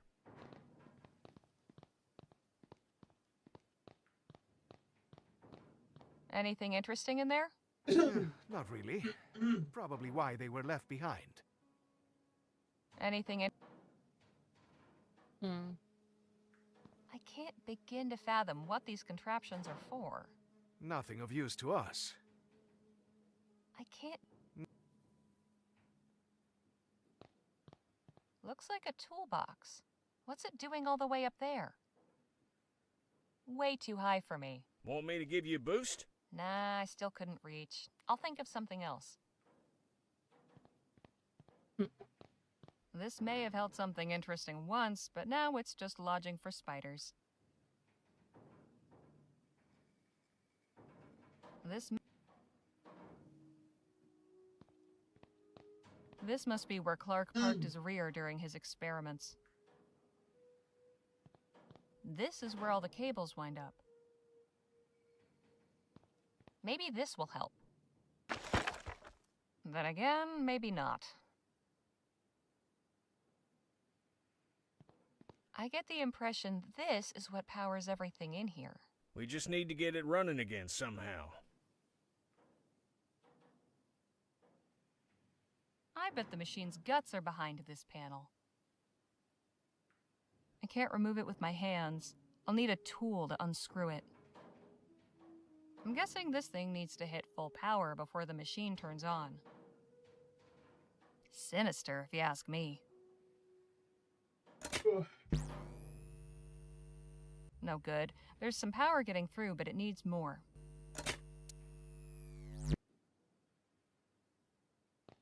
Can we talk? What's on your mind? Might I borrow that arrowhead for a spell? By all means. Maybe it'll bring you some luck, too.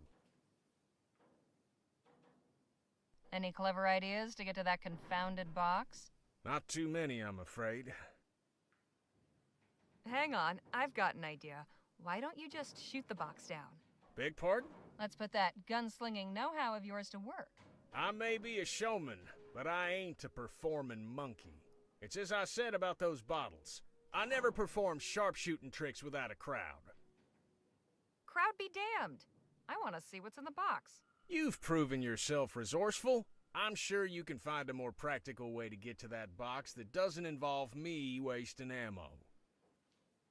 I don't understand. You showed off your prowess with a gun before. Now all I'm hearing are excuses. Why so shifty all of a sudden? All right, look. The truth is, I've gone a mite rusty. A couple of years ago, I could have done it with my eyes shut, but time ain't been kind to my hands. So how did you pull off that juggling trick? Danny's the one that shoots the ball from the wings. You want that box down so bad, ask him to help you when he gets back. Enough jabber. Let's push on. So now we gotta inspect this. So yeah, it was Danny and the thing. Actually, we need to do something else. I hope this isn't considered treason. Yeah, we needed to do that. Let's see if this works. Treason. That did it. Looks a bit worse for wear. Just have to get it working. No wonder the power's not getting through. This wire's all corroded. Looks a bit worse for wear. So now we need this piece. That should do it.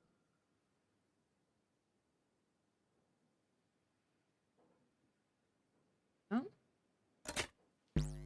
Does those, but we No still... good. There's some power getting through, but it needs more. So we need to leave here now. Can we talk? What's up? Any idea how to start up that generator? Afraid not. These doohickeys ain't quite my bailiwick. Enough jabber. Let's push on. Let's ask him. Hey, Phil? What about? Can you think of any way to get that box down? I'm afraid reaching high things has never been my forte. Any idea how to start up the generator? A solvent like acid or alcohol is good for removing corrosion. Any idea how to... A solvent like... Okay. Right? Carry on.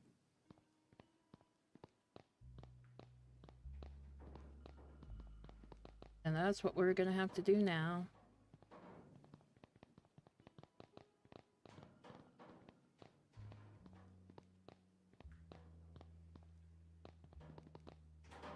We need to leave this place. Go to that wagon.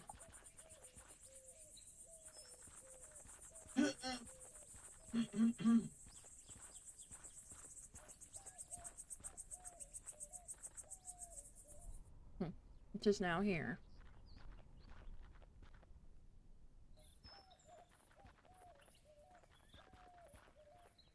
Dios mío, what is this abomination?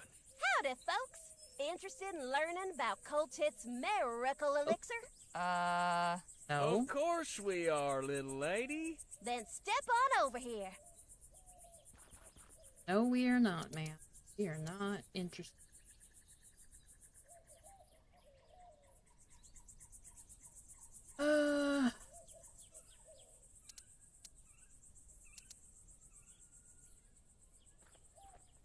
Professor Xander Coltit III. Good medicine for good people. My guess is the primary ailment these folks cure is swollen purses. I'm sure there's a lesson here about the laws of supply and demand. Some of these bottles are starting to collect dust. No. No, I haven't. Never played this game before.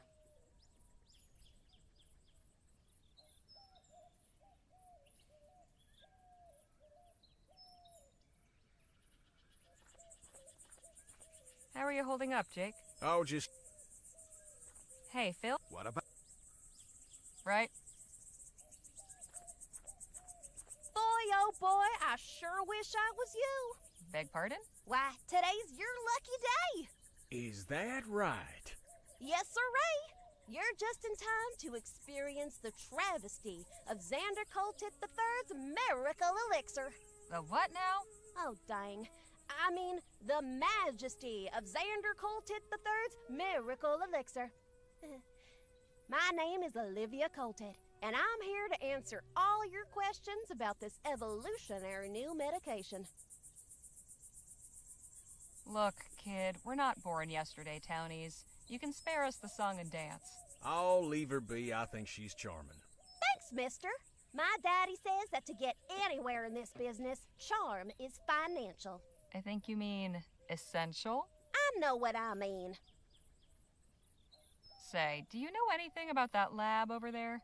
No, but I did hear a big boom coming from that way. Was that your doing? No. Oh, come on, you could tell me. I'm no tattler. I said no. Now stop asking. Fine, jeez. Why are you parked in the middle of the desert when there's a town full of potential customers not 2 miles from here? Oh, I'm just minding the wagon while my daddy's doing his business at the fort.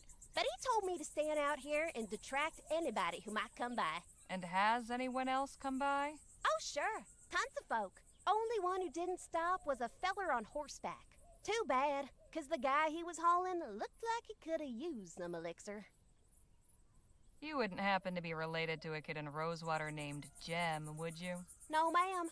Far as I know, I'm a lonely child. Fine, I'll bite. Tell me about this miracle elixir. Glad you asked. From the maker of the wildly popular Coltit's emulsified soporific comes Coltit's miracle elixir, the finest, most elective tonic in Vespuccia. Guaranteed to treat and cure all illnesses from arthritis to yellow fever. And for a special limited time, we're selling it for the treasonable price of just 5 crowns. Sounds pretty miraculous, all right. What's in this elixir, anyway? Oh, I don't know. Daddy's the one who makes it. Oh, but I know he gets his secret ingredient from some lady named Ethel. He always talks about her when he makes a new batch. 5 crowns seems a bit pricey. How about I give you 2 instead? Sorry, ma'am. Daddy told me not to hackle. Oh, I'm sure we can agree that rules were made to be broken, young lady. Would you consider 3 crowns? We'll tell everybody we meet to come see you. Then you can charge them a reasonable 6. Well, okay, deal.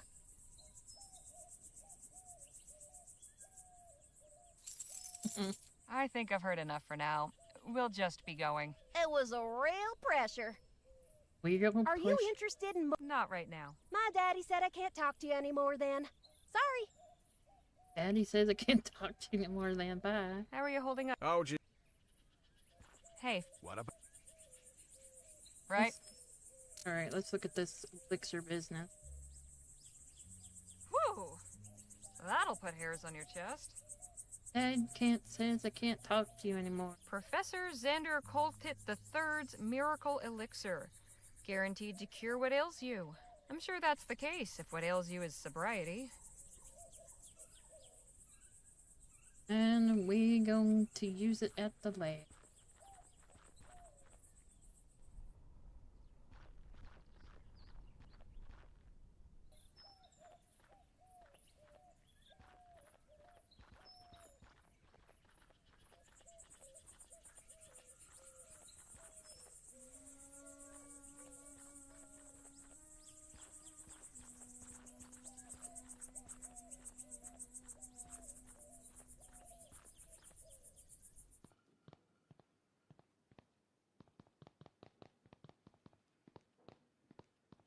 That's good.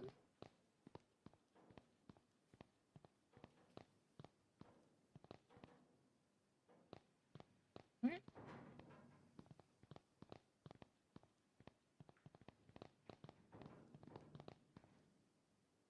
So now we need to use this lovely mess here.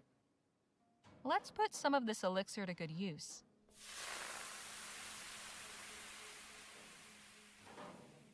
And all we need to do is pull this doohickey here.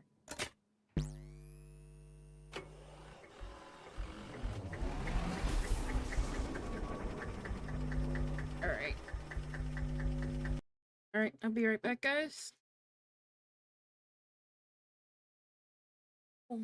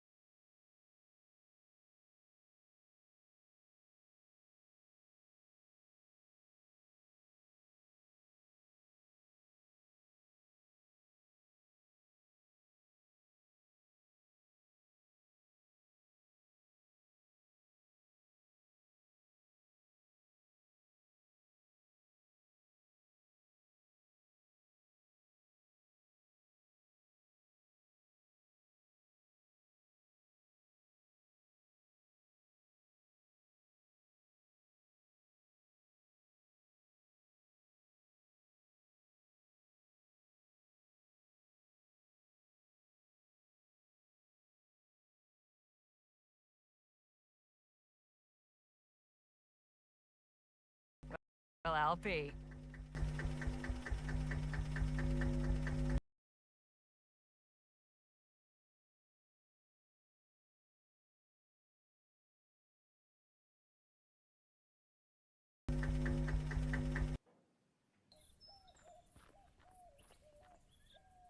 Looks like Phil managed to get the door open. I wonder if they found anything inside.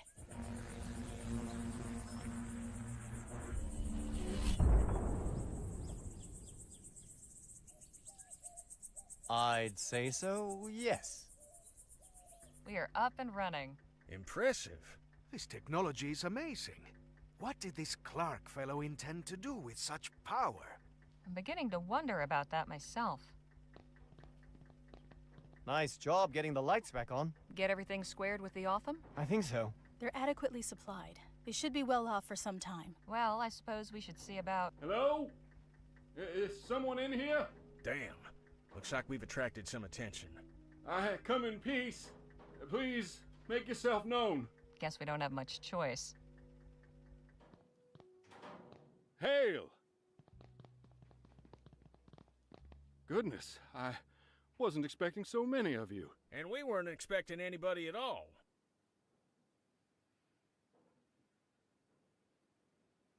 Do you have some interest in Dr. Clark as well? Yes, you could say that. I am Paul Burkhart, emissary of the Luminarians. The what now? We are disciples of Dr. Clark, protectors of his artifacts and legacy. No kidding. So you must know all about him then. Quite so.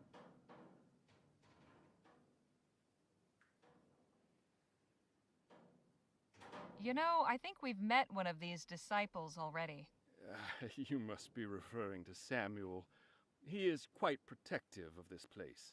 If you seek enlightenment, we will be glad to share our wisdom with you. But let us all return to the commune. We must not further defile the sanctity of this place. Come, I am eager to learn about you all.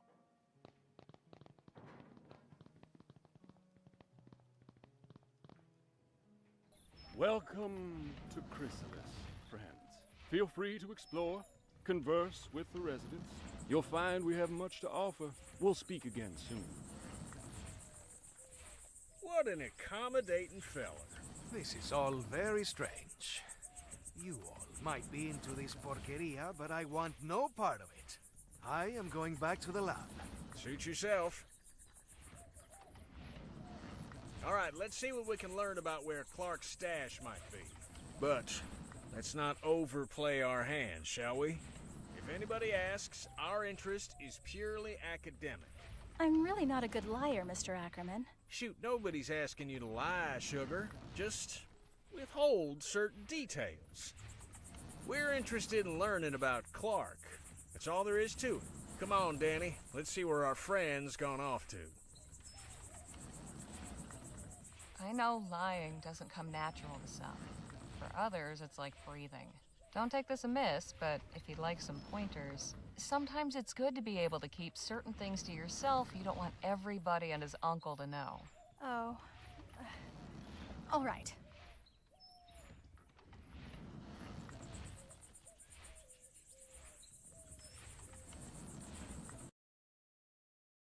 Oh, so I was muted. I know that. Okay. If they start asking too many questions, steer the conversation to another topic. You seem to have a lot of experience in these matters. I think sometimes the truth can do more harm than good. A lie can be a kindness. Is that really what you believe? If what someone doesn't know can't hurt them, why shatter their peace? Or bring trouble down on somebody else just for principle? Dishonesty is disrespect. For others, for God, for oneself. For instance, I would never conceal the truth from a patient, no matter how grim the outlook. Well, I won't argue with that. A body should know what they're up against. I don't lie to hurt people. Sometimes it's just the only way. That's good to know, I guess. Your advice is appreciated. I'll just see what I can find out on my own.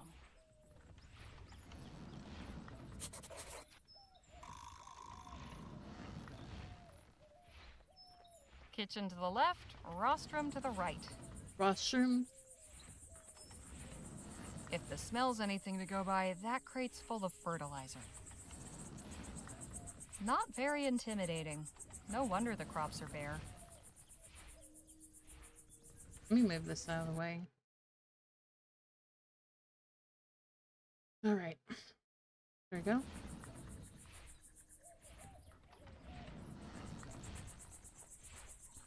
Certainly colorful. Seems like they're pretty self-sufficient here. They have an automated irrigation system. Pretty ingenious. Suppose that's where the animals are kept. There's animals in there? Suppose that's where the animals are kept.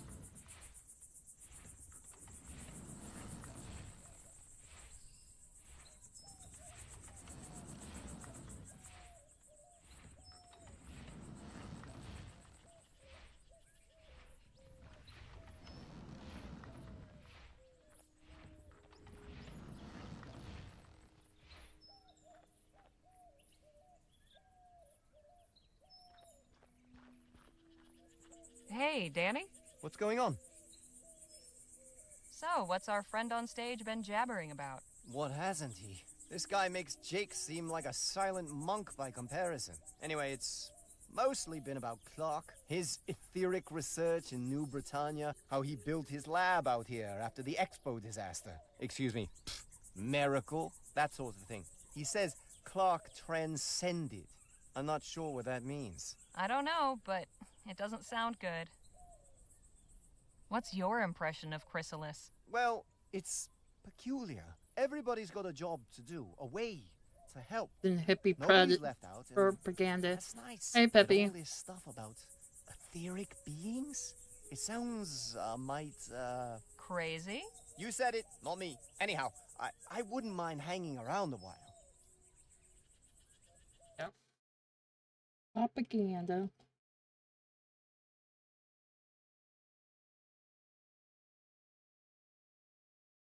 How's it going?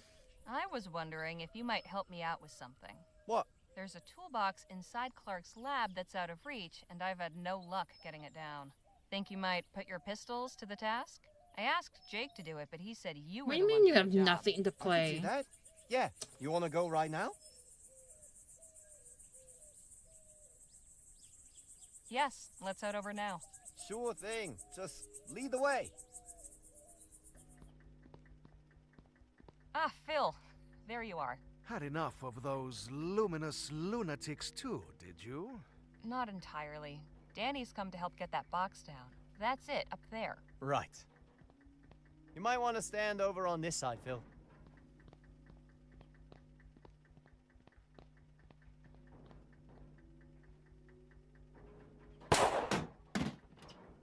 Nice shot.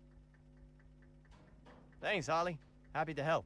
So, what's inside that box that's so important anyway? Guess we all get to find out together. Hey, Danny? We can chat later.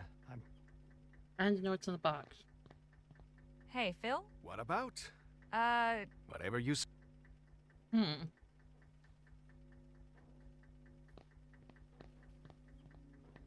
There's more than one way to get a box open. Yeah. Well, anything good inside? Not really. Just a wrench and this odd dial thing. I hope it was worth the trouble then. That was good practice, at least. I'm heading back to Chrysalis. See you both later. Alright, save. And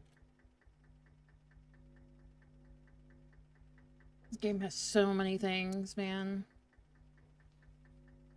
There's more than one way to get a box open. Yeah.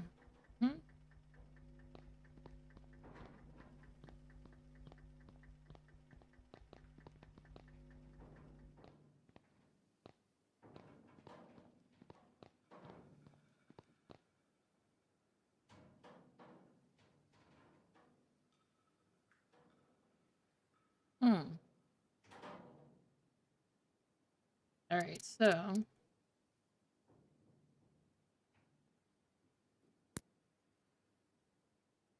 how how do we do? We do 9.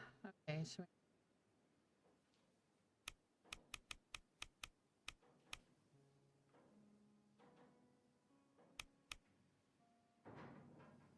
2, 0. And 7. And power. Bingo. Phil, you might wanna... Get away.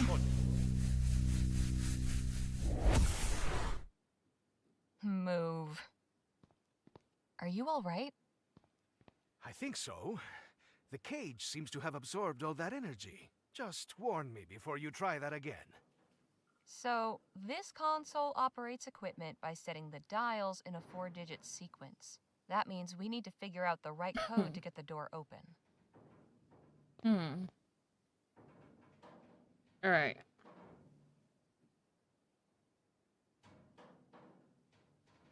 Okay, so we need to go back. I will stay in here. Good.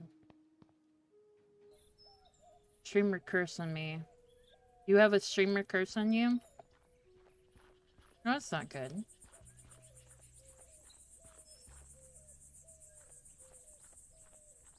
I don't like what we Whatever turning did. on that generator did, I hope it's not permanent.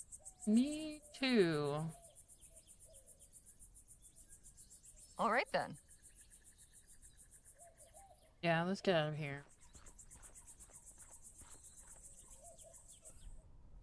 Yeah, we need to go there.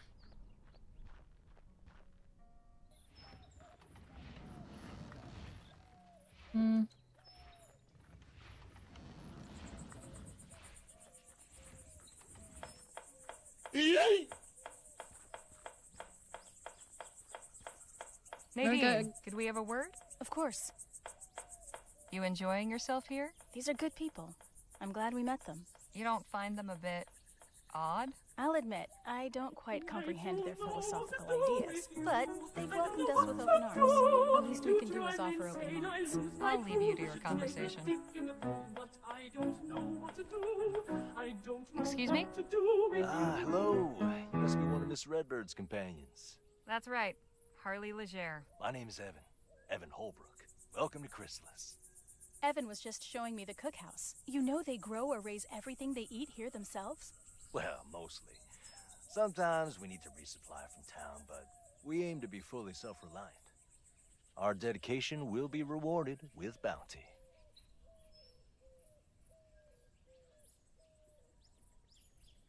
Exactly what was Dr. Clark researching? Ethericity, of course. Of course, but what about it? Energy sources? Industrial applications? What?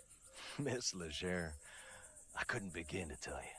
Whatever reasons he may have given the public, the bankers, the professors, and what have you, his true purpose was to open the way for humanity to pass into the etheric realm. And it wasn't easy. He spent 2 years in that laboratory before transcending. Soon the day will come when we all can follow him. Do you know where Dr. Clark disappeared to? Evocator Bennett didn't disappear. He transcended. Again, you use this word. What do you mean by it? He passed through the etheric gateway and joined with the luminous ones in the cosmos. Oh. Did you ever meet Dr. Clark? Alas, no. I hadn't really heard of him before the expo. I was looking at the wax anatomical models in the medical marvels exhibit. But my wife said they turned her stomach, so she went to see the etheric pavilion instead. I don't think she really knew who Bennett Clark was either. It was just something to pass the time. If only either of us knew what a significant thing was about to happen. The disaster that killed all those folk? Please. That's what the ignorant and unenlightened call it. Emissary Paul helped me to understand. Evocator Bennett showed the world the transcendence phenomenon. It wasn't a disaster. It was a miracle. I only regret that I wasn't there, so I could have gone along with her. So, are you the biscuit roller for this community, or what? Not quite. Everyone in Chrysalis does their part. It's my day on the rota to fix breakfast. Do you have a doctor? We have a few skilled in healing, yes. I do wish we had more knowledge of agriculture.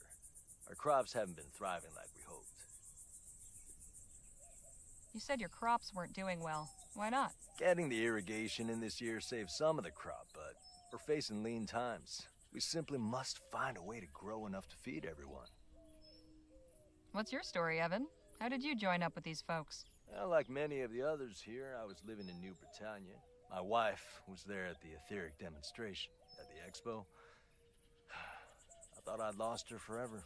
But emissary Paul found me and explained how she hadn't perished, merely transcended.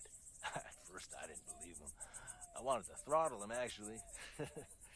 I can understand that reaction. But I realized that in my grief, I had become blinded. Oh, I am so sorry. Don't be. One day I'll transcend too, and we'll be reunited in the ether. It was good talking to you. I'll leave you both to it. Goodbye for now. See you later, Harley. Is this breakfast? It will be. I hope everyone likes it. My, that's quite imaginative. This isn't much use with a wheel missing. Handle still looks good, at least.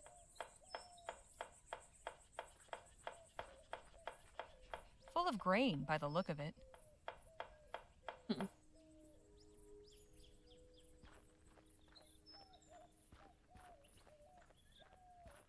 Well, well, if it isn't my old friend. The Defiler returns. Hey now, don't get your britches in a twist. You're a guest of Emissary Paul, so I'm obliged to welcome you. But if you continue casting your shadows of discord over all that is bright here, there will be consequences. Now just where do you get off saying I'm casting shadows of discord or whatever? I caught you trespassing outside the laboratory. Then your friend blasted the door off. It was all in the name of research. I'm just as interested in all this as you. You've a peculiar way of showing it. What's so special about this place that they've got you standing guard? This building houses our collection of artifacts salvaged from Dr. Clark's laboratory. Oh, so you're the ones who looted the place. We did not loot it. We saved important items from obscurity and decay. So what brought you to Chrysalis? My personal business is none of yours. Touchy.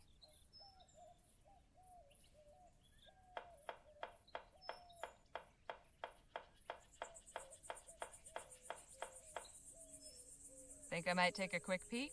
Absolutely not. Outsiders are forbidden. So how does one go about joining your little club?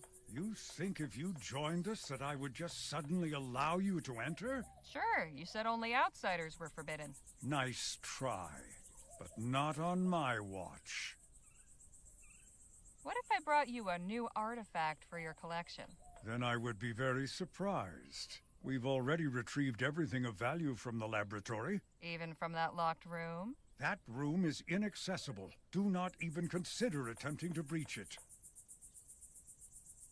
Do you know any details about Dr. Clark's research? He was toying with fire, pure and simple. He may have been inspired and driven to his work by the Luminous Ones, but he was only their tool. He did not acknowledge their undeniable glory or show them the proper respect. He took a battering ram to the door of heaven. When they tired of the noise, they whisked him away inside the gates, while the rest of us still wait outside. So what you're saying is, you don't actually know. I've underestimated you. I didn't think there could be someone more arrogant than Dr. Clark. Where did Dr. Clark end up? Not where he should have. Did you ever have a chance to meet Dr. Clark? No, nor did I desire to. No? Ethericity is not a power to be trifled with. I've no interest in meeting someone who treats it as a plaything. I'll leave you to your guarding. Try not to die of boredom. Yes, don't die of boredom or anything. Quite the contraption. A pretty cool looking contraption, yeah.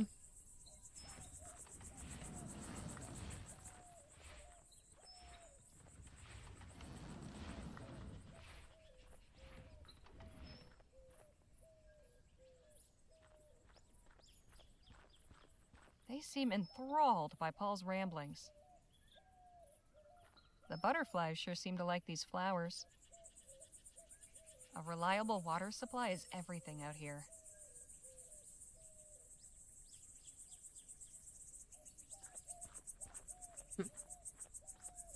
Something about that makes my skin crawl. The butterfly makes this one less creepy, but not by much. Can I go that way? No. I hope I'm not interrupting anything. Ah, Harley. Miss Larkin here was just telling me about this fascinating place. Hello and welcome. It's so nice to have visitors. Thanks, but I was hoping to have a word with Jake in private. Of course. What's on your mind?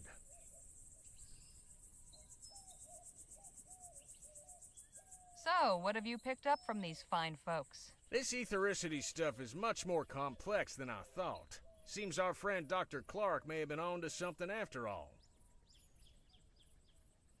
I think I've found a promising lead. There's a shack on the other side of the commune full of things salvaged from Clark's lab. Only problem is it's being guarded by that first luminarian we met. Well, the feller with the tinfoil chapeau? The very same. How can I get past him? He's a peculiar one, but he seems to be the most reverent to these folk.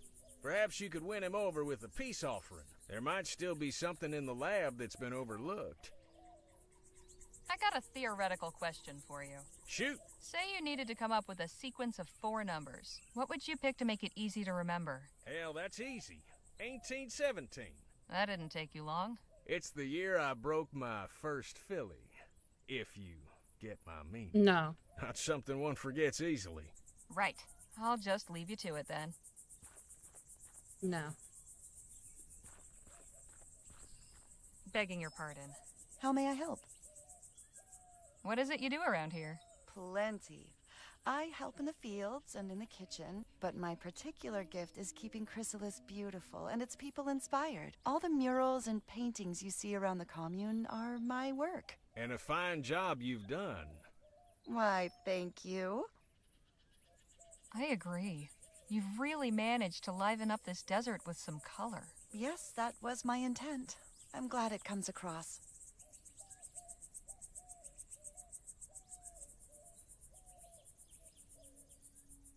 What's the meaning behind those shadow paintings? We commemorate those who have transcended, and those who will. I'm guessing the butterfly means something too? Very astute. Yes, the butterfly represents the immortal soul, the essence of a person in their fullest flourishing. The butterfly is pure potential, contained within those who have not yet transcended. Once someone has passed into the ether, it is released and flies free. Why, that's mighty poetical. I can see that you have quite a bold, brilliant butterfly stirring within you. You don't say. You see that, do you? If you permit me, it would be my honor to paint it. Only if you're willing, of course.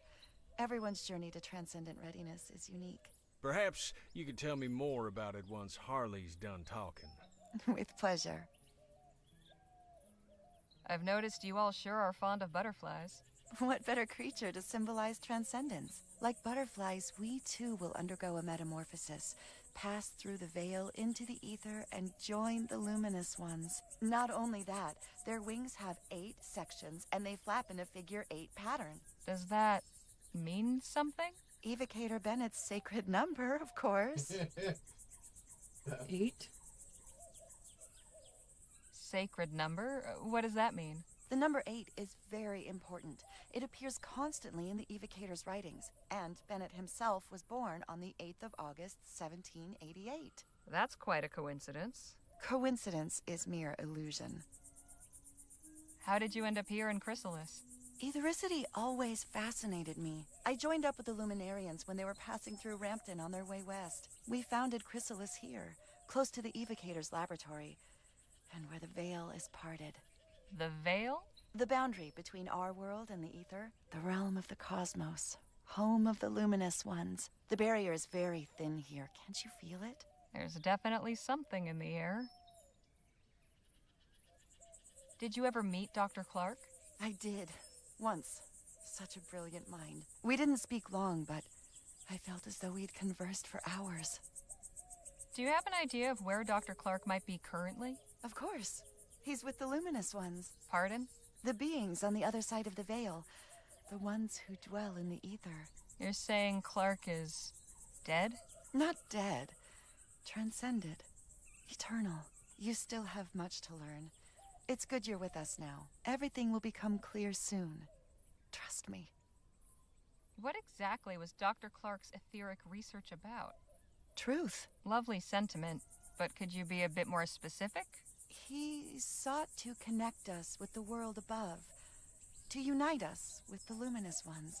He succeeded in not only opening the door, but stepping through and crossing the veil. He showed that the way is possible. Now we all must learn to follow. All right. Thanks for the chat. Be well. Don't wander too far now.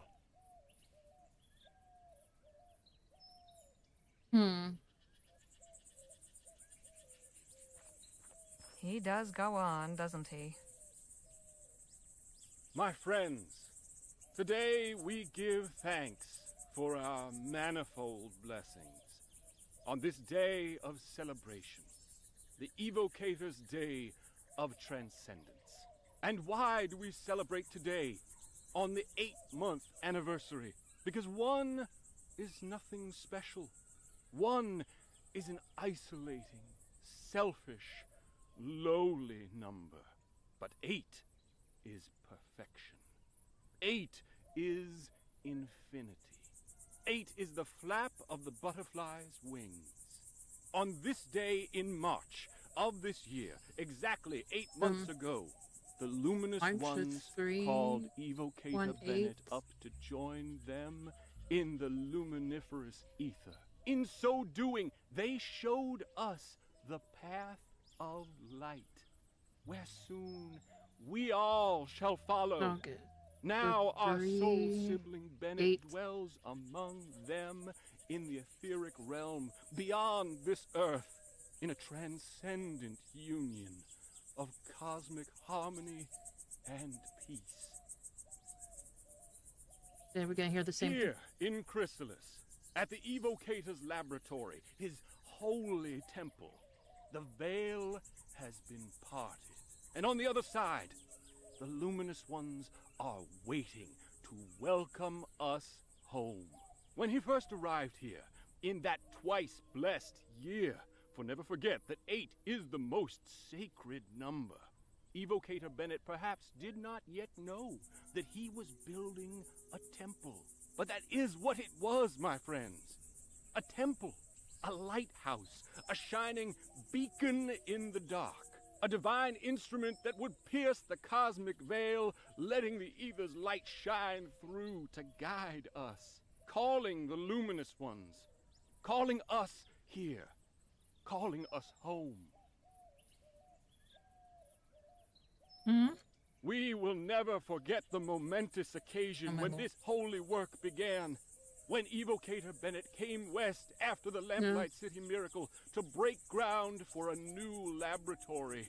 And he raised a light to the heavens and cried, "Let me in!" And 2 years later, his call was answered, and he was taken up into the etheric realm.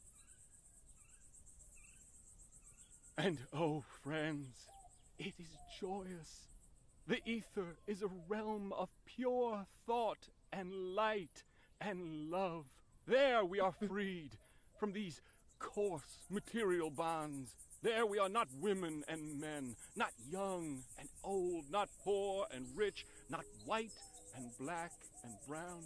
There we exist as pure souls, glittering beings of brilliant rainbow color. Our bodies are as the chrysalides of butterflies, curled up tight in these fleshly shells. Contained within each of us is our true etheric form. And believe me, friends, it is beautiful. You are all so beautiful. In the ether, we must finally emerge from our cocoons and fly free. Free among our soul siblings in the company of the luminous ones, 2 years ago, Evocator Bennett called them here. And 8 months ago, his call was answered. They're really fond of this butterfly motif, aren't they? I kinda like it. I've had about as much of that as I can handle. He does go. They seem So, time to go back to the map.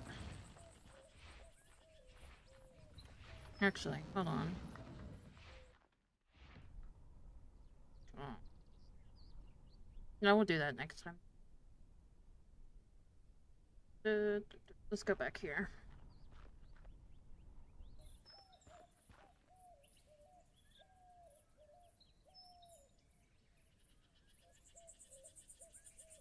Oh my gosh. Oh yeah, this is where I was checking. 1-8. I don't. How would that?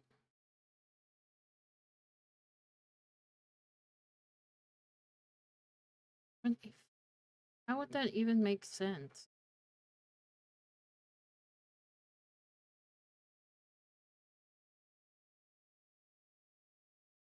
So it's 1848. Whatever.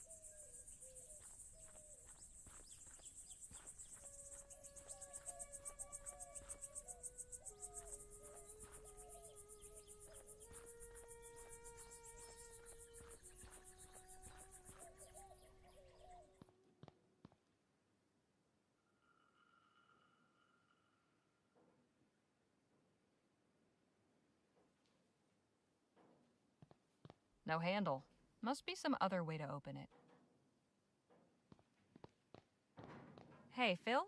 What about? Any ideas what the code for the door might be? It could be anything. Are you intending to guess it? Unless I find it written somewhere, I don't see any other way. Santa Maria, that could take months. If what is behind that door is so important, then the code itself must be something meaningful to Clark. Maybe you can deduce it by learning more about him. I am certain those payasos at the commune will have plenty to share. A bunch of Clark's things are collected at the commune, but one of the Luminarians is guarding the place. Naturally. Are you seeking a distraction? If you have an idea, I'm all ears. It just so happens I do. I have had a look around, and this machinery is quite unstable. With a few more items, I could finish what we started with the door and send this whole place up in smoke. That would give you time to search, no? It would, but it seems a touch extreme. What would you need exactly? Well, mainly fertilizer and flammable liquid for accelerant. I can construct a detonator out of scrap I found, but I will need something to serve as the plunger to set it off. Well, I'll consider it. Right, carry on. Alright, we'll do that next time. We need something. What in the... Best left alone, if you ask me.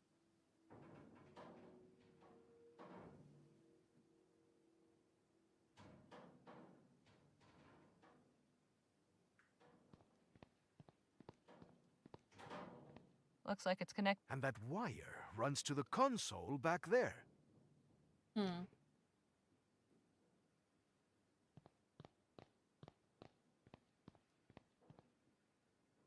Oh, I think it's, what is it? This one? It was 1848? It was? Yeah.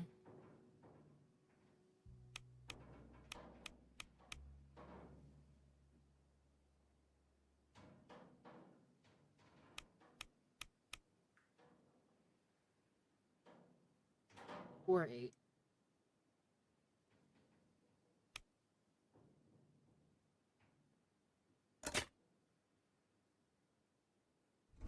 Well, I'll be. Nicely done.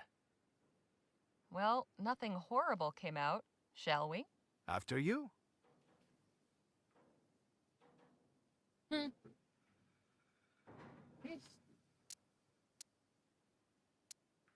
Alright, so we want to save this on the Meat Lola one.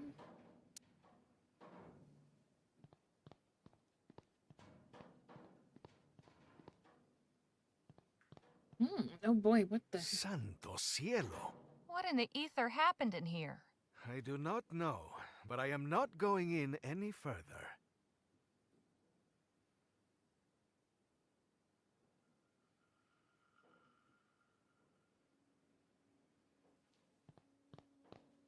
These mannequins are disturbingly lifelike. This one's posed like it's reaching for something. Clark's research involved playing with life-size dolls? Que locura!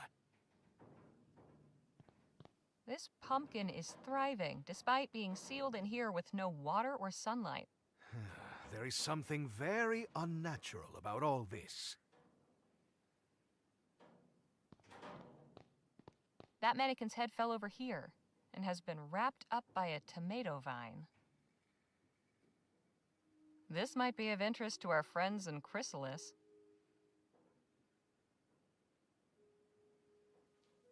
Ripe and juicy tomatoes. How can they grow without any soil? Easy. Devilry. Completely overgrown. Probably for the best. These squashes look healthy. This one's missing its head. I wonder how that happened. I can die happy never finding out. This one's... By never finding out. This one seems to be the happiest of the bunch. How can you tell? It's the only one smiling. This one's just staring at his buddy. I've never seen anything like that before. Have you? Nope, and I never want to see anything like it again. I've never...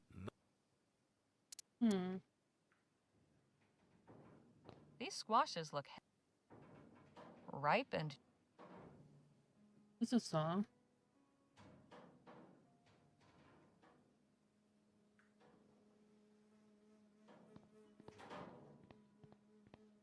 See if we can still cause a distraction.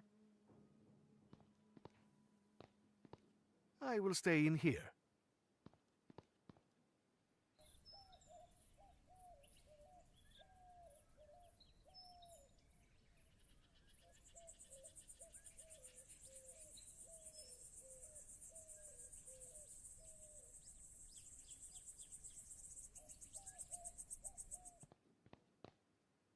Wonder if I could.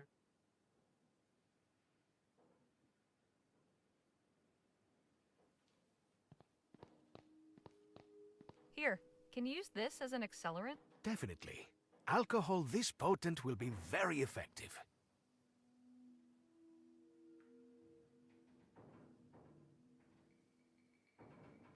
Alright, let's... I will stay in here.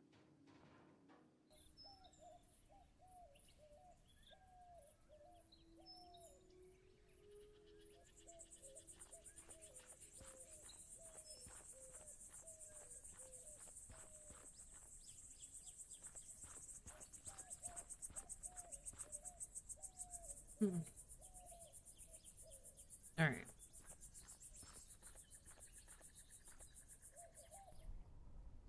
Alright, let's go here.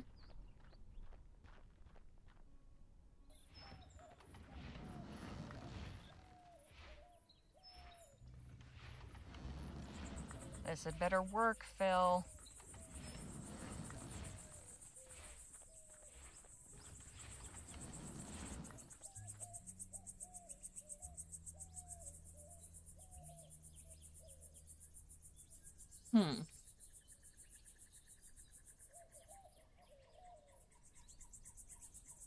Okay, we're gonna use...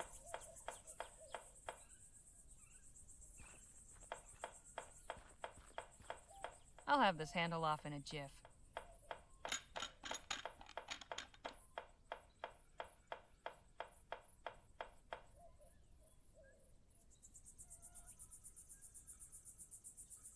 Get the handle, right? Good.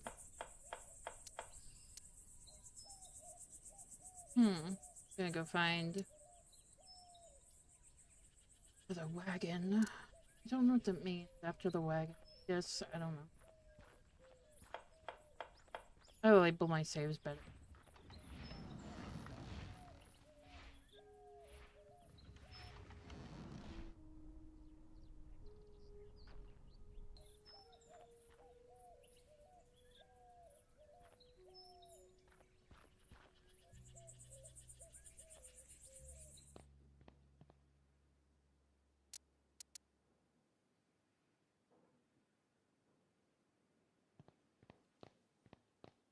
Will this work as a plunger? Why, yes, I think so. Thank you. No, that's not what. Here's some fertilizer for you. Ah, excellent. Thank you. Perfecto. This is everything I need. Are you ready? Absolutely. Meet me outside in a quarter of an hour. And prepare for a show that will make Jake envious. All right, everything is prepared. Take one last look. When you are ready, just say the word. All right, Phil. Blow that eyesore to smithereens. I like your enthusiasm. 3, 2, 1. 1, 2, 1, 2.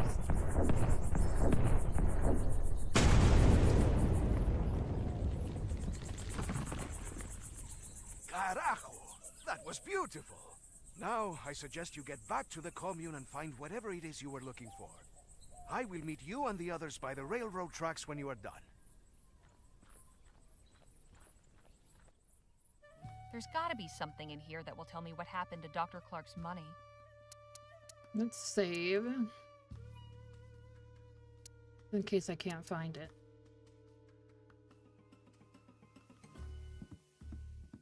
Let's see. Books on science, engineering, astronomy. I'm sure this is all fascinating, but it's not going to help me any. Clark had quite the library. Clark had bottles of different colors. Nothing helpful. More scrawled nonsense. Why would they keep this? The things some people will keep for posterity, I'll never understand.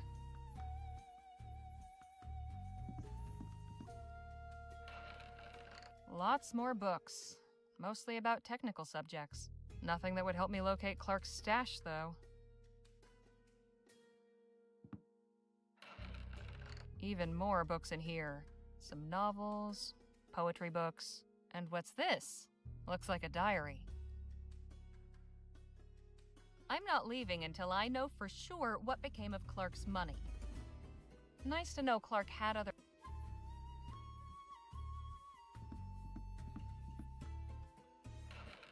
Lots of extra glassware. Nothing I need. That's a diary, right? The final entry is bookmarked with a letter. Definitely worth a read. But first...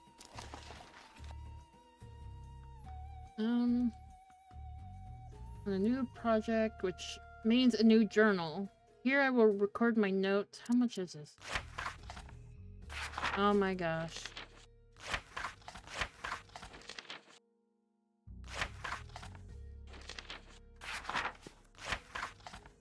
Oh my gosh, how many pages do you need, man, to write a diary?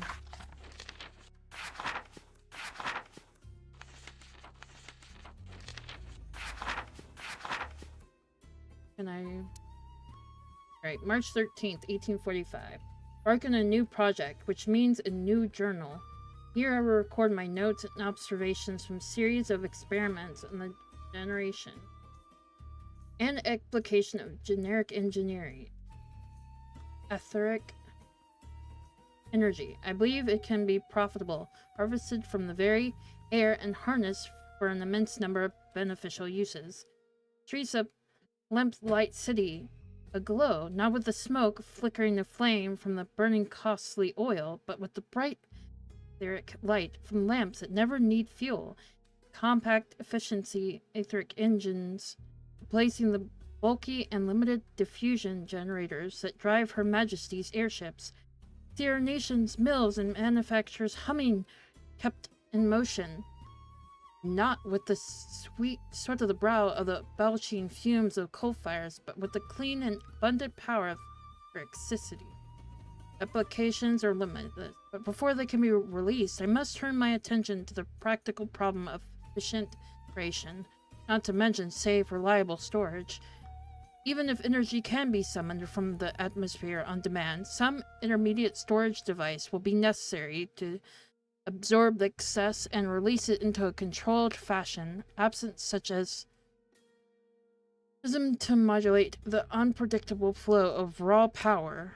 The effect would be going to cooking one's breakfast by exploding a stick of dynamite. Tomorrow I must visit Cunningham's to order a glass tubes and ampoules as he takes weeks to deliver. I hope he also has magnite on hand in sufficient quantities. I can start experimenting with it right away. We'll try to iron fillings first if not. Down to last spool of copper wire, must pick up more. Must stop by the offices of the Gazette soon. Who circulate an advertisement for new assistant in the weekend edition. Much to do. January 29th? I think that is. 1846. Some days the work has been maddeningly slow, and some days it seems we advance by leaps and bounds. I'm too busy to think after writing in this journal, yet I have made notable progress. I built the first prototype, capable of harvesting abundant potential, channel it into produce energy. In this instant heat, there is yet no flow regulation mechanism, so the entire energy yield feeds directly into the copper heating element, spinning within a water-filled cylinder, fixed with a thermometer. Top is left open to vent the steam which is frequently produced in abundance. In future, naturally, the entire heating coil system tube apparatus will be replaced. Other assemblage capable of converting electricity into useful energy to generate light, say, or mechanical motion. It does not appear capable as yet of generating heat beyond the material's tolerance.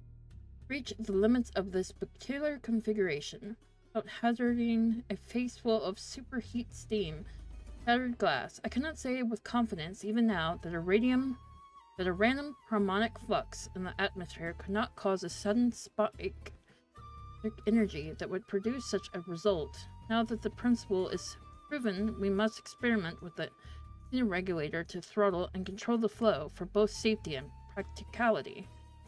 It remains a not incoincidental matter of funding.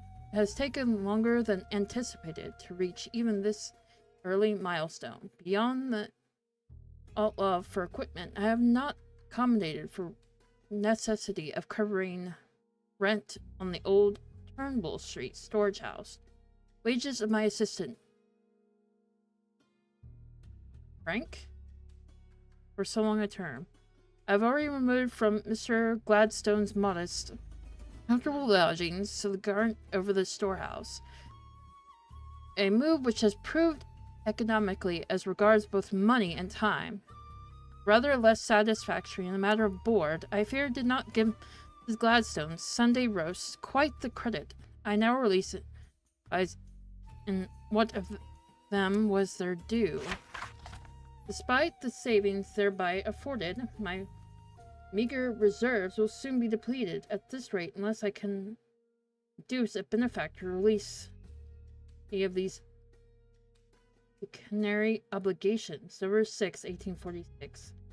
Anchus investigation. I have embarked on a program of fortnightly public demonstrations of apparatus, a brief lecture of the city, followed by a practical display of the generator's operation.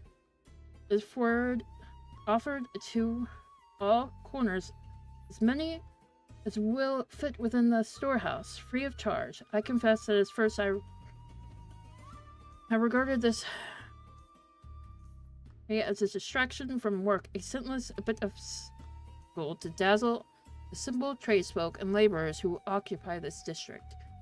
Frank persuaded me that attracting and investor would require some measure of transparency research, and while it is true that most who attended my presentation come seeking thrills rather than any intellectual financial engagement, putting on these shows has allowed word to spread, and we're beginning to take notice. Last month's published the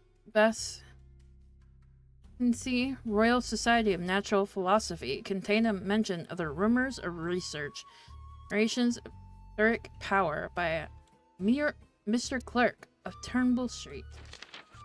I leave aside that they misspelled my name and omitted my title. Not everyone can pay society dues and have their credentials incredibly observed. They know enough of my work to have it spoken of in those lofty chambers of knowledge and opportunity, and that is what matters. Did accurately remark the address of my laboratory. Perhaps one or two of those learned gentlemen might be persuaded to visit and see my work for themselves. In a letter to the Society's secretary at once, February 2nd, 1847. Reductions and encouragement lately extended by Dr. Nethersole, second vice president of the VRSNP. I have secured connections sufficient to gain my place. Their pavilion to be installed at the Lamplight City Global Expo this very summer. Not only will I have the opportunity to demonstrate generator before a grand public audience as a condition of my participation, Harmon and Grove, chief sponsors of the exhibit, have tasked me with consulting on the design of the pavilion in terms of requirements as to technical equipment, layout, accommodations for visitors, tens of thousands expected, so forth. There is so much to be done to prepare.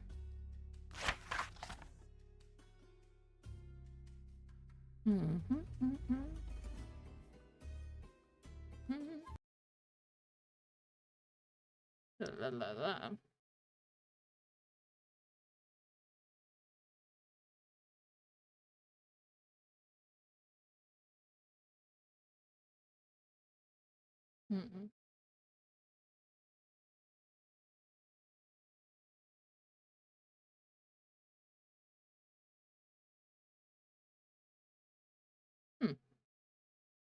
Let's see where we are.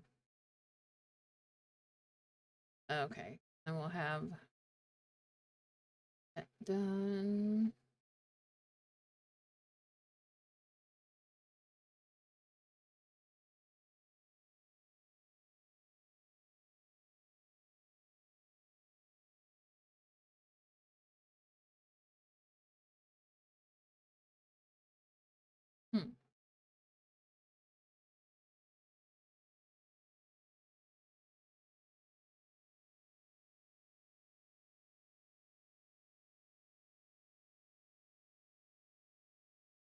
Interesting.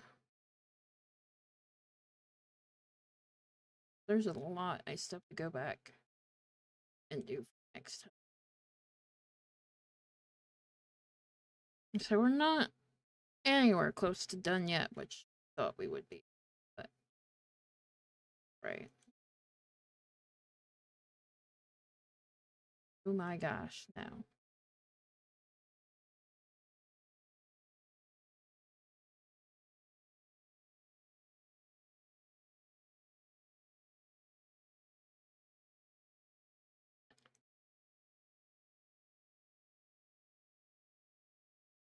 Alright. Finish this winded paper.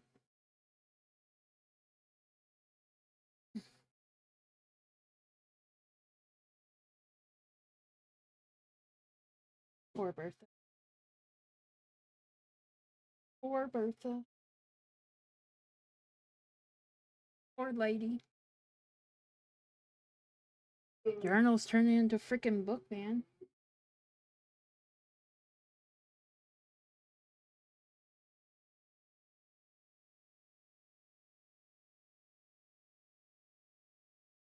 Oh my lord.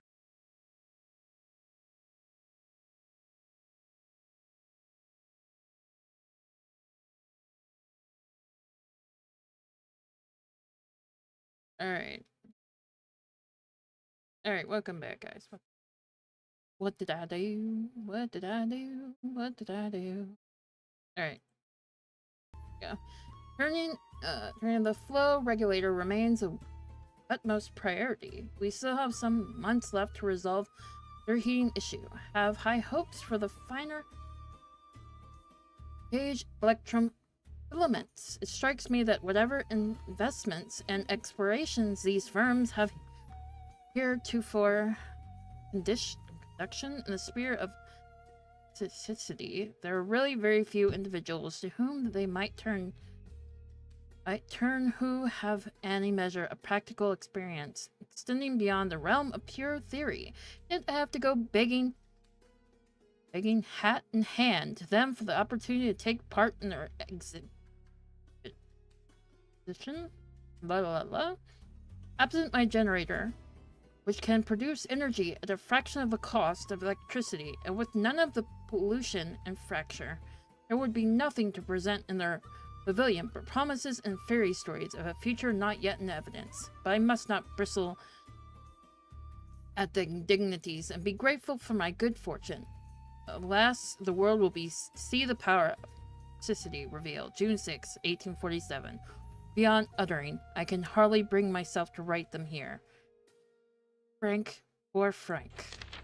Oh my gosh, what is this? Mother will not open the door to me, and I cannot say. I fault her for that. I will send her your 3 months' wage by post. A paltry sum for the life, but all I have to offer. June 8th, 1847. Spent the past 2 days sealed in Turnbull Street. Every waking moment spent checking and rechecking my prototypes and consulting my research notes.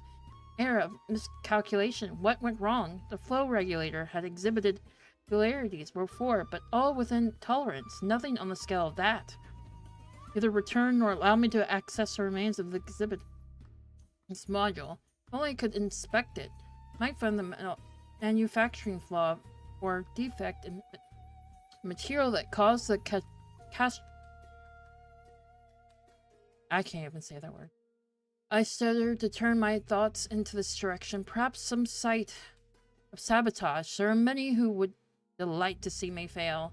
Eerie crowds dog my steps wherever I venture beyond my door, forcing my voluntary seclusion. At every moment I expect the constables to arrive with irons. I have a growing suspicion that some handsome sum, discreetly paid by one of the sponsors, pressed public scandal associated with the event. If so, I am by happenstance the fortunate beneficiary of these maneuverings and owe to them my present liberty.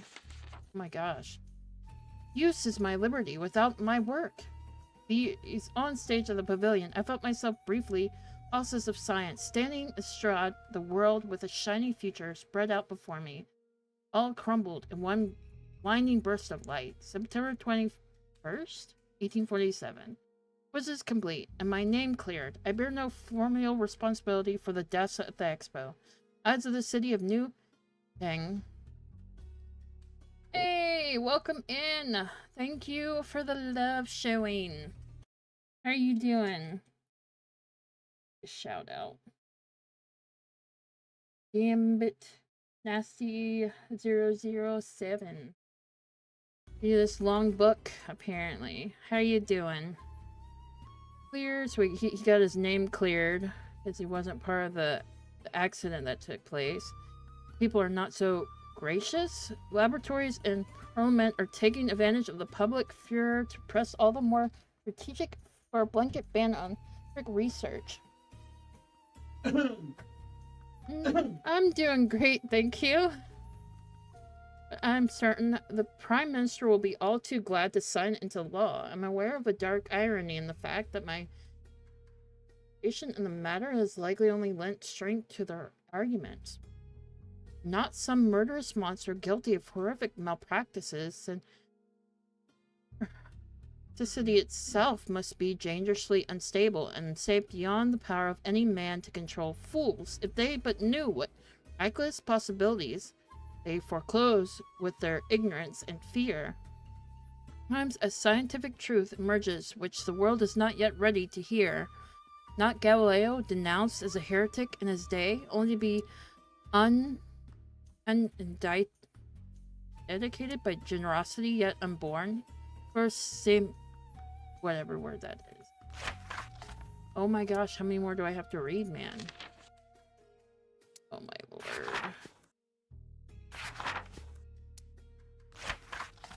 It is clear that whatever I am to do next, I cannot do it here. I must leave the city. I will go west, even if total prohibition becomes the law of the land. The law's hold is somewhat looser than the nation's fringes from the Grand Mason and the Chambers of Parliament.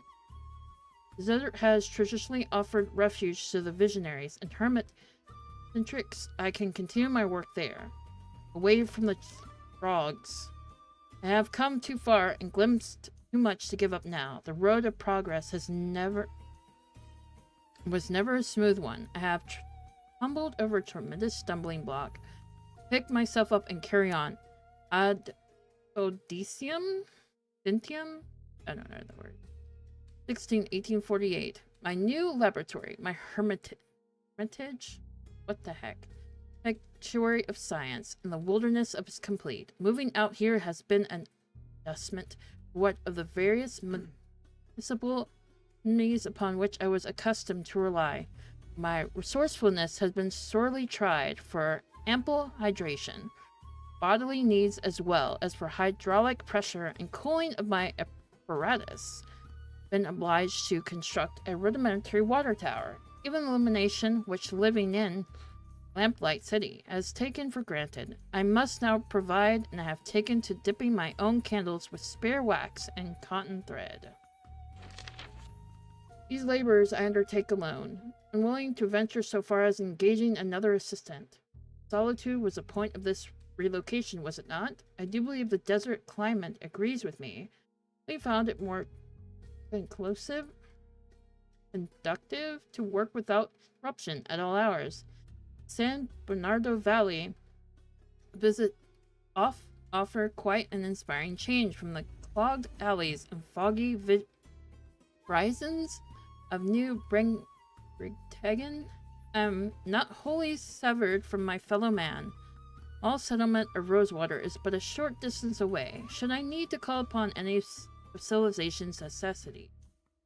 Was timid of my reception at first, I have found the people here rather more open-minded than those back east, and have begun giving occasional lectures and demonstrations for small audiences.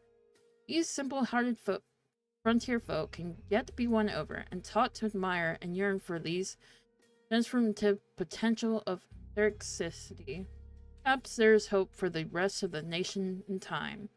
In the desert I am made anew. My sins are wiped clean by scoring sands. I begin again.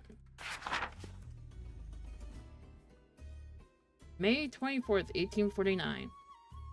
The fools, they have done it. They have sliced off their own nose and stamped upon it as they lay bleeding in the dust for spite.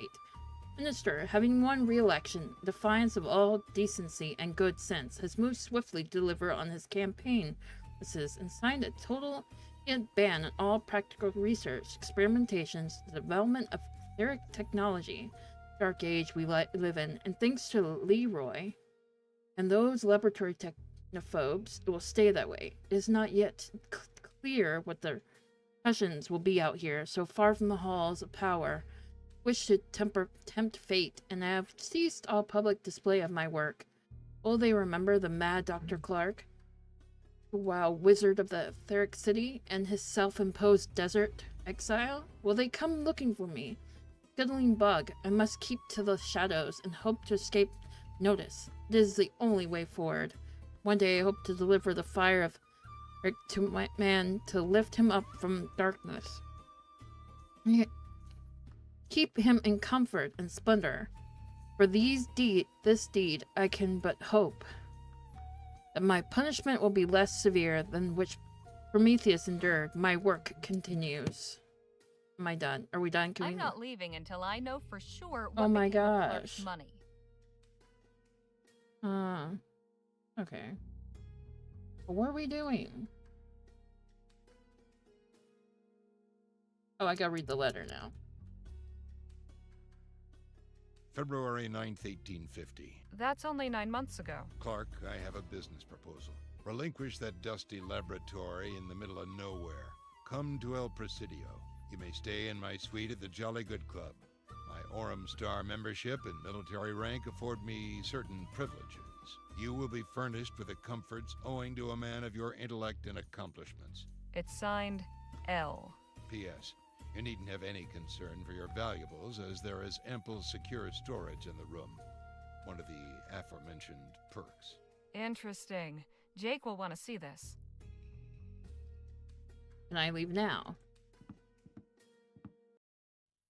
I heard a big boom, and then they all went running toward the lab.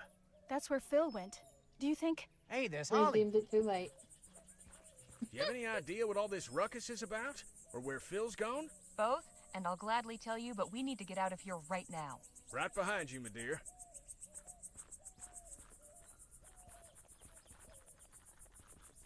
I was able to do both things. Huh.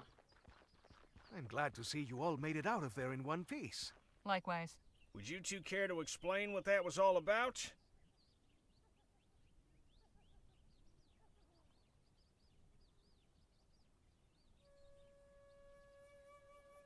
I needed a way to get inside that shrine to Clark, and Phil provided the distraction. So you blew up the lab? You should have seen it. Some of my finest work. I have to admit, that was resourceful of you. Although we probably shot whatever goodwill we had with the Luminarians. I should say, was that really necessary? If you ask me, we did the world a favor by raising that chamber of horrors. I assume you didn't come up empty-handed. I found Clark's journal. Have a look at this letter that was inside. An invitation to the Jolly Good Club in El Presidio? Yep. Check the date. 9 months ago. Ah. That's right about the time he disappeared, isn't it? It is indeed. I'd say it's obvious that the good doctor accepted the invitation. And took his money with him? Well, it wasn't in Chrysalis or his lab. And listen to this. You needn't have any concern for your valuables, as there is ample secure storage in the room. Don't get much clearer than that.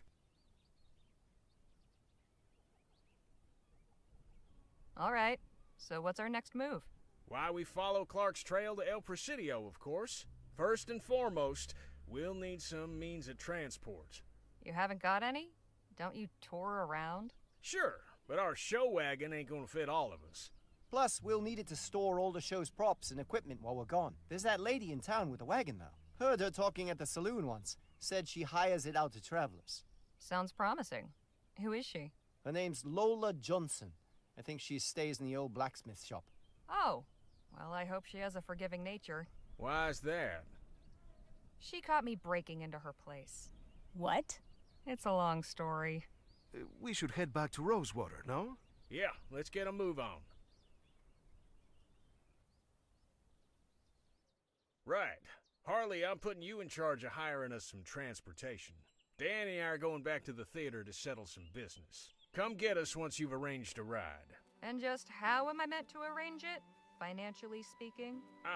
Well, now that may get a mite tricky. Our contract was to pay out at the end of the show's run, but seeing as we'll be breaking that contract, I'm sad to say we'll be forfeiting those proceeds. Anybody else got funds to contribute to the kitty? Not unless this Johnson woman accepts pesos.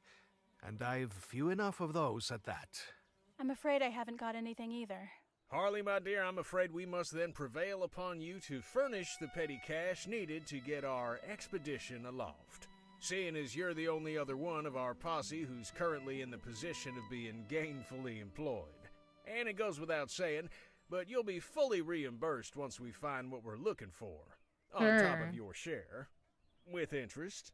I certainly hope so. Wonderful. Well then, we'll be seeing you later. What about you two? I think I'll pay Dr. Sedgwick a visit. It's been ages. And I owe him proper thanks for his care. See you in a bit, Harley.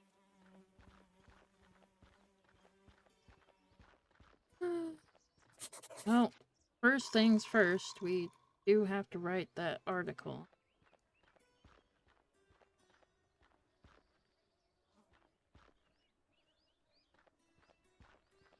Actually, hold on. Wasn't the dock this way? See if they're actually talking to the dock.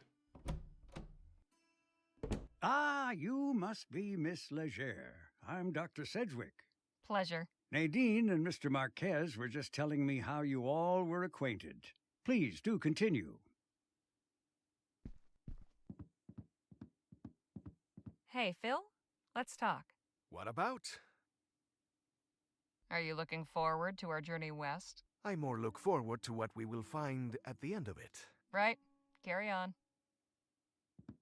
Nadine, could we have a word? Of course. Pardon me a moment. So, how was it working for the good doctor? Well, he taught me everything I know about medicine. It was especially interesting during the rush. We had no shortage of patients then. I lost count of how many broken bones I set. Seems we've a big journey ahead. Are you excited for it? Yes, but also a bit nervous. I've never been beyond this valley. No kidding? I can't imagine staying in one place so long. But then I've been up and down most of this country. Not everyone has the luxury to travel so extensively. I'll leave you to your conversation. Not really in the mood for a Hey, Doc. Miss Leger. Have you met any members of the Luminarians? I beg your pardon? They're a community, living near the old Clark laboratory. Oh, those ethericity cultists. Yes, they do make their way into town on occasion. Sometimes the women come to me seeking certain remedies and prophylactics. And I've treated 1 or 2 cases of malnutrition. The desert is a hard place to make a home. Something about the old lab draws in the gullible and deluded. Lost souls searching for meaning. Well, that may not be a worry anymore. Did you ever make the acquaintance of Dr. Bennett Clark? Ha! Doctor. If that man's a doctor, then I'm Hippocrates. Shall I take that as a no? Miss Leger, I do not associate with lunatics and crackpots, especially those who recklessly cause the deaths of innocents. Now, let's not sully the good name of higher learning any further. I'll see you later, Doc. Do take care of yourself. Well, let's go, just talk to our boss, I guess. Probably wondering where we've been for so long.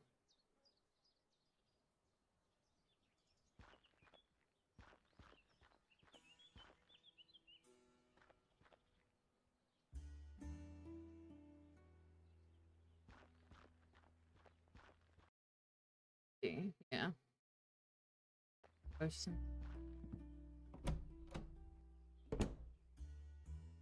Good to see you again. Excuse me? How can I be of assistance? You wouldn't happen to know anything about the Luminarians, would you? I have no idea what that word even means. Never mind then. Did you ever happen to meet Dr. Bennett Clark? I have Joni's account of his demonstrations at the theater, but I never saw them myself. Never met the man either.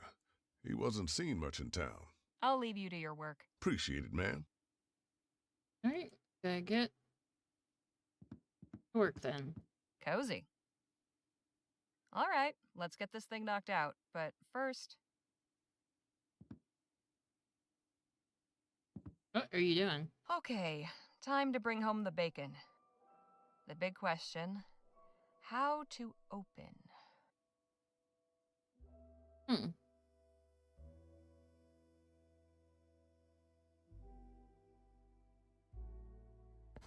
When this writer was assigned to pen a profile of a Wild West legend, she never expected to become embroiled in the action firsthand. But no sooner had my private audience with Gentleman Jake concluded than a saloon brawl erupted in the barroom of the Jack of Diamonds, and Mr. Ackerman's legendary pugilistic prowess was put on full display. Now the middle section needs to recapture the reader's interest. Let's see.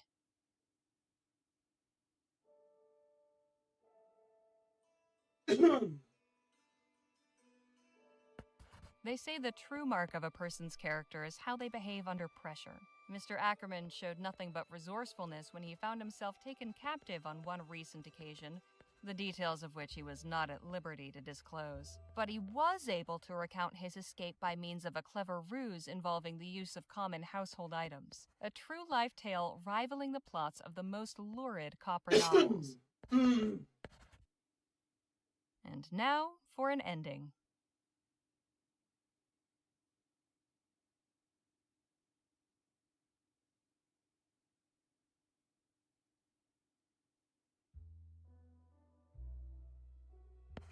Mr. Ackerman is a great man, and by his visit to our industrious frontier town, proves that Rosewater is the sort of cosmopolitan crossroads where one might yet meet and mingle with some of the true luminaries of our age.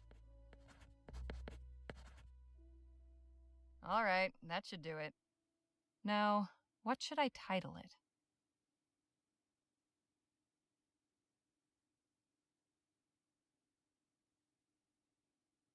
A frontier hero comes to town. And done. Now, hopefully that will be Excuse me? I'd love. Don't let me distract. All right, well, let's go take it upstairs.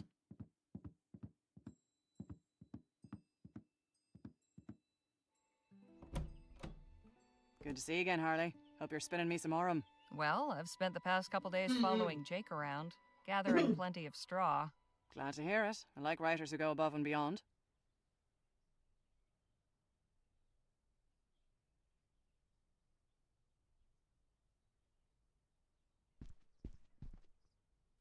What do you need? Say, did you ever get a chance to meet Dr. Bennett Clark? Not personally, but I did attend one of his demonstrations at the Opera House back before the ban. The man knew how to put on a show, I'll say that much. Pity it all came crashing down in the end. Have you encountered the Luminarians? What in the ether is a luminarian? Oh, they're in the ether, all right. They're a community of folks living near Dr. Clark's old lab who have designated themselves protectors of his artifacts. They believe Dr. Clark transcended into the ether and joined some luminous beings that live there. That's some wild stuff. But I publish newspapers, not copper novels. I'd best be on my way. Right you are.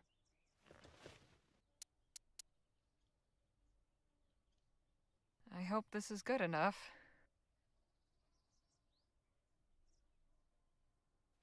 Here you are, Joni. One profile of Gentleman Jake, ready to print. Let's have a look. You know, writing the headline is normally the editor's job. Now let's see. Not even in town for a day, and Spitfire Harley makes her comeback. This is good. You've kept it brisk all the way through. Whew, laying it on a bit thick at the end there, aren't you? Still, I asked you to make the town look good, and you delivered. I appreciate a writer who can take editorial direction. We'll work on the subtlety later. Not bad, Harley. Not bad at all. A few snips here and there, and this will be fit to print. Here's your fee, as agreed.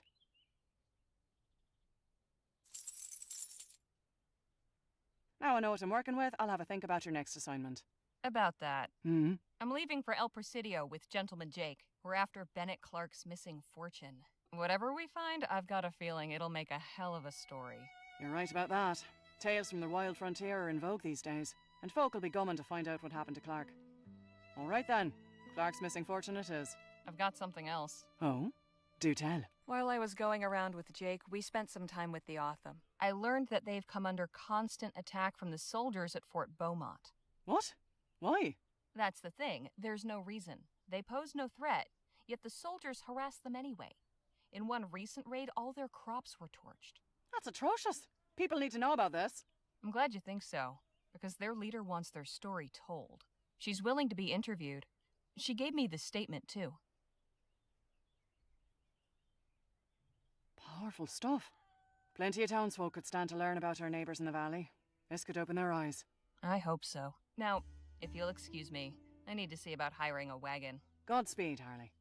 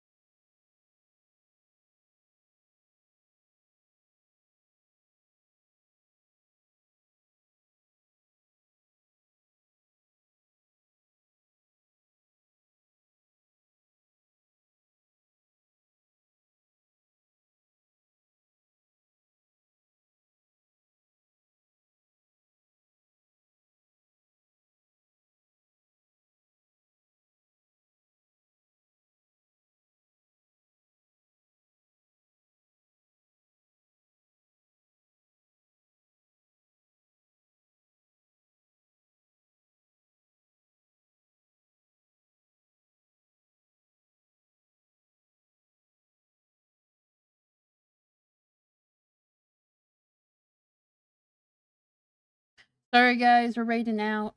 Bye. Jesus Christ. Our Martin muted because he needed to cough. My fault. See you guys over there. Bye, guys.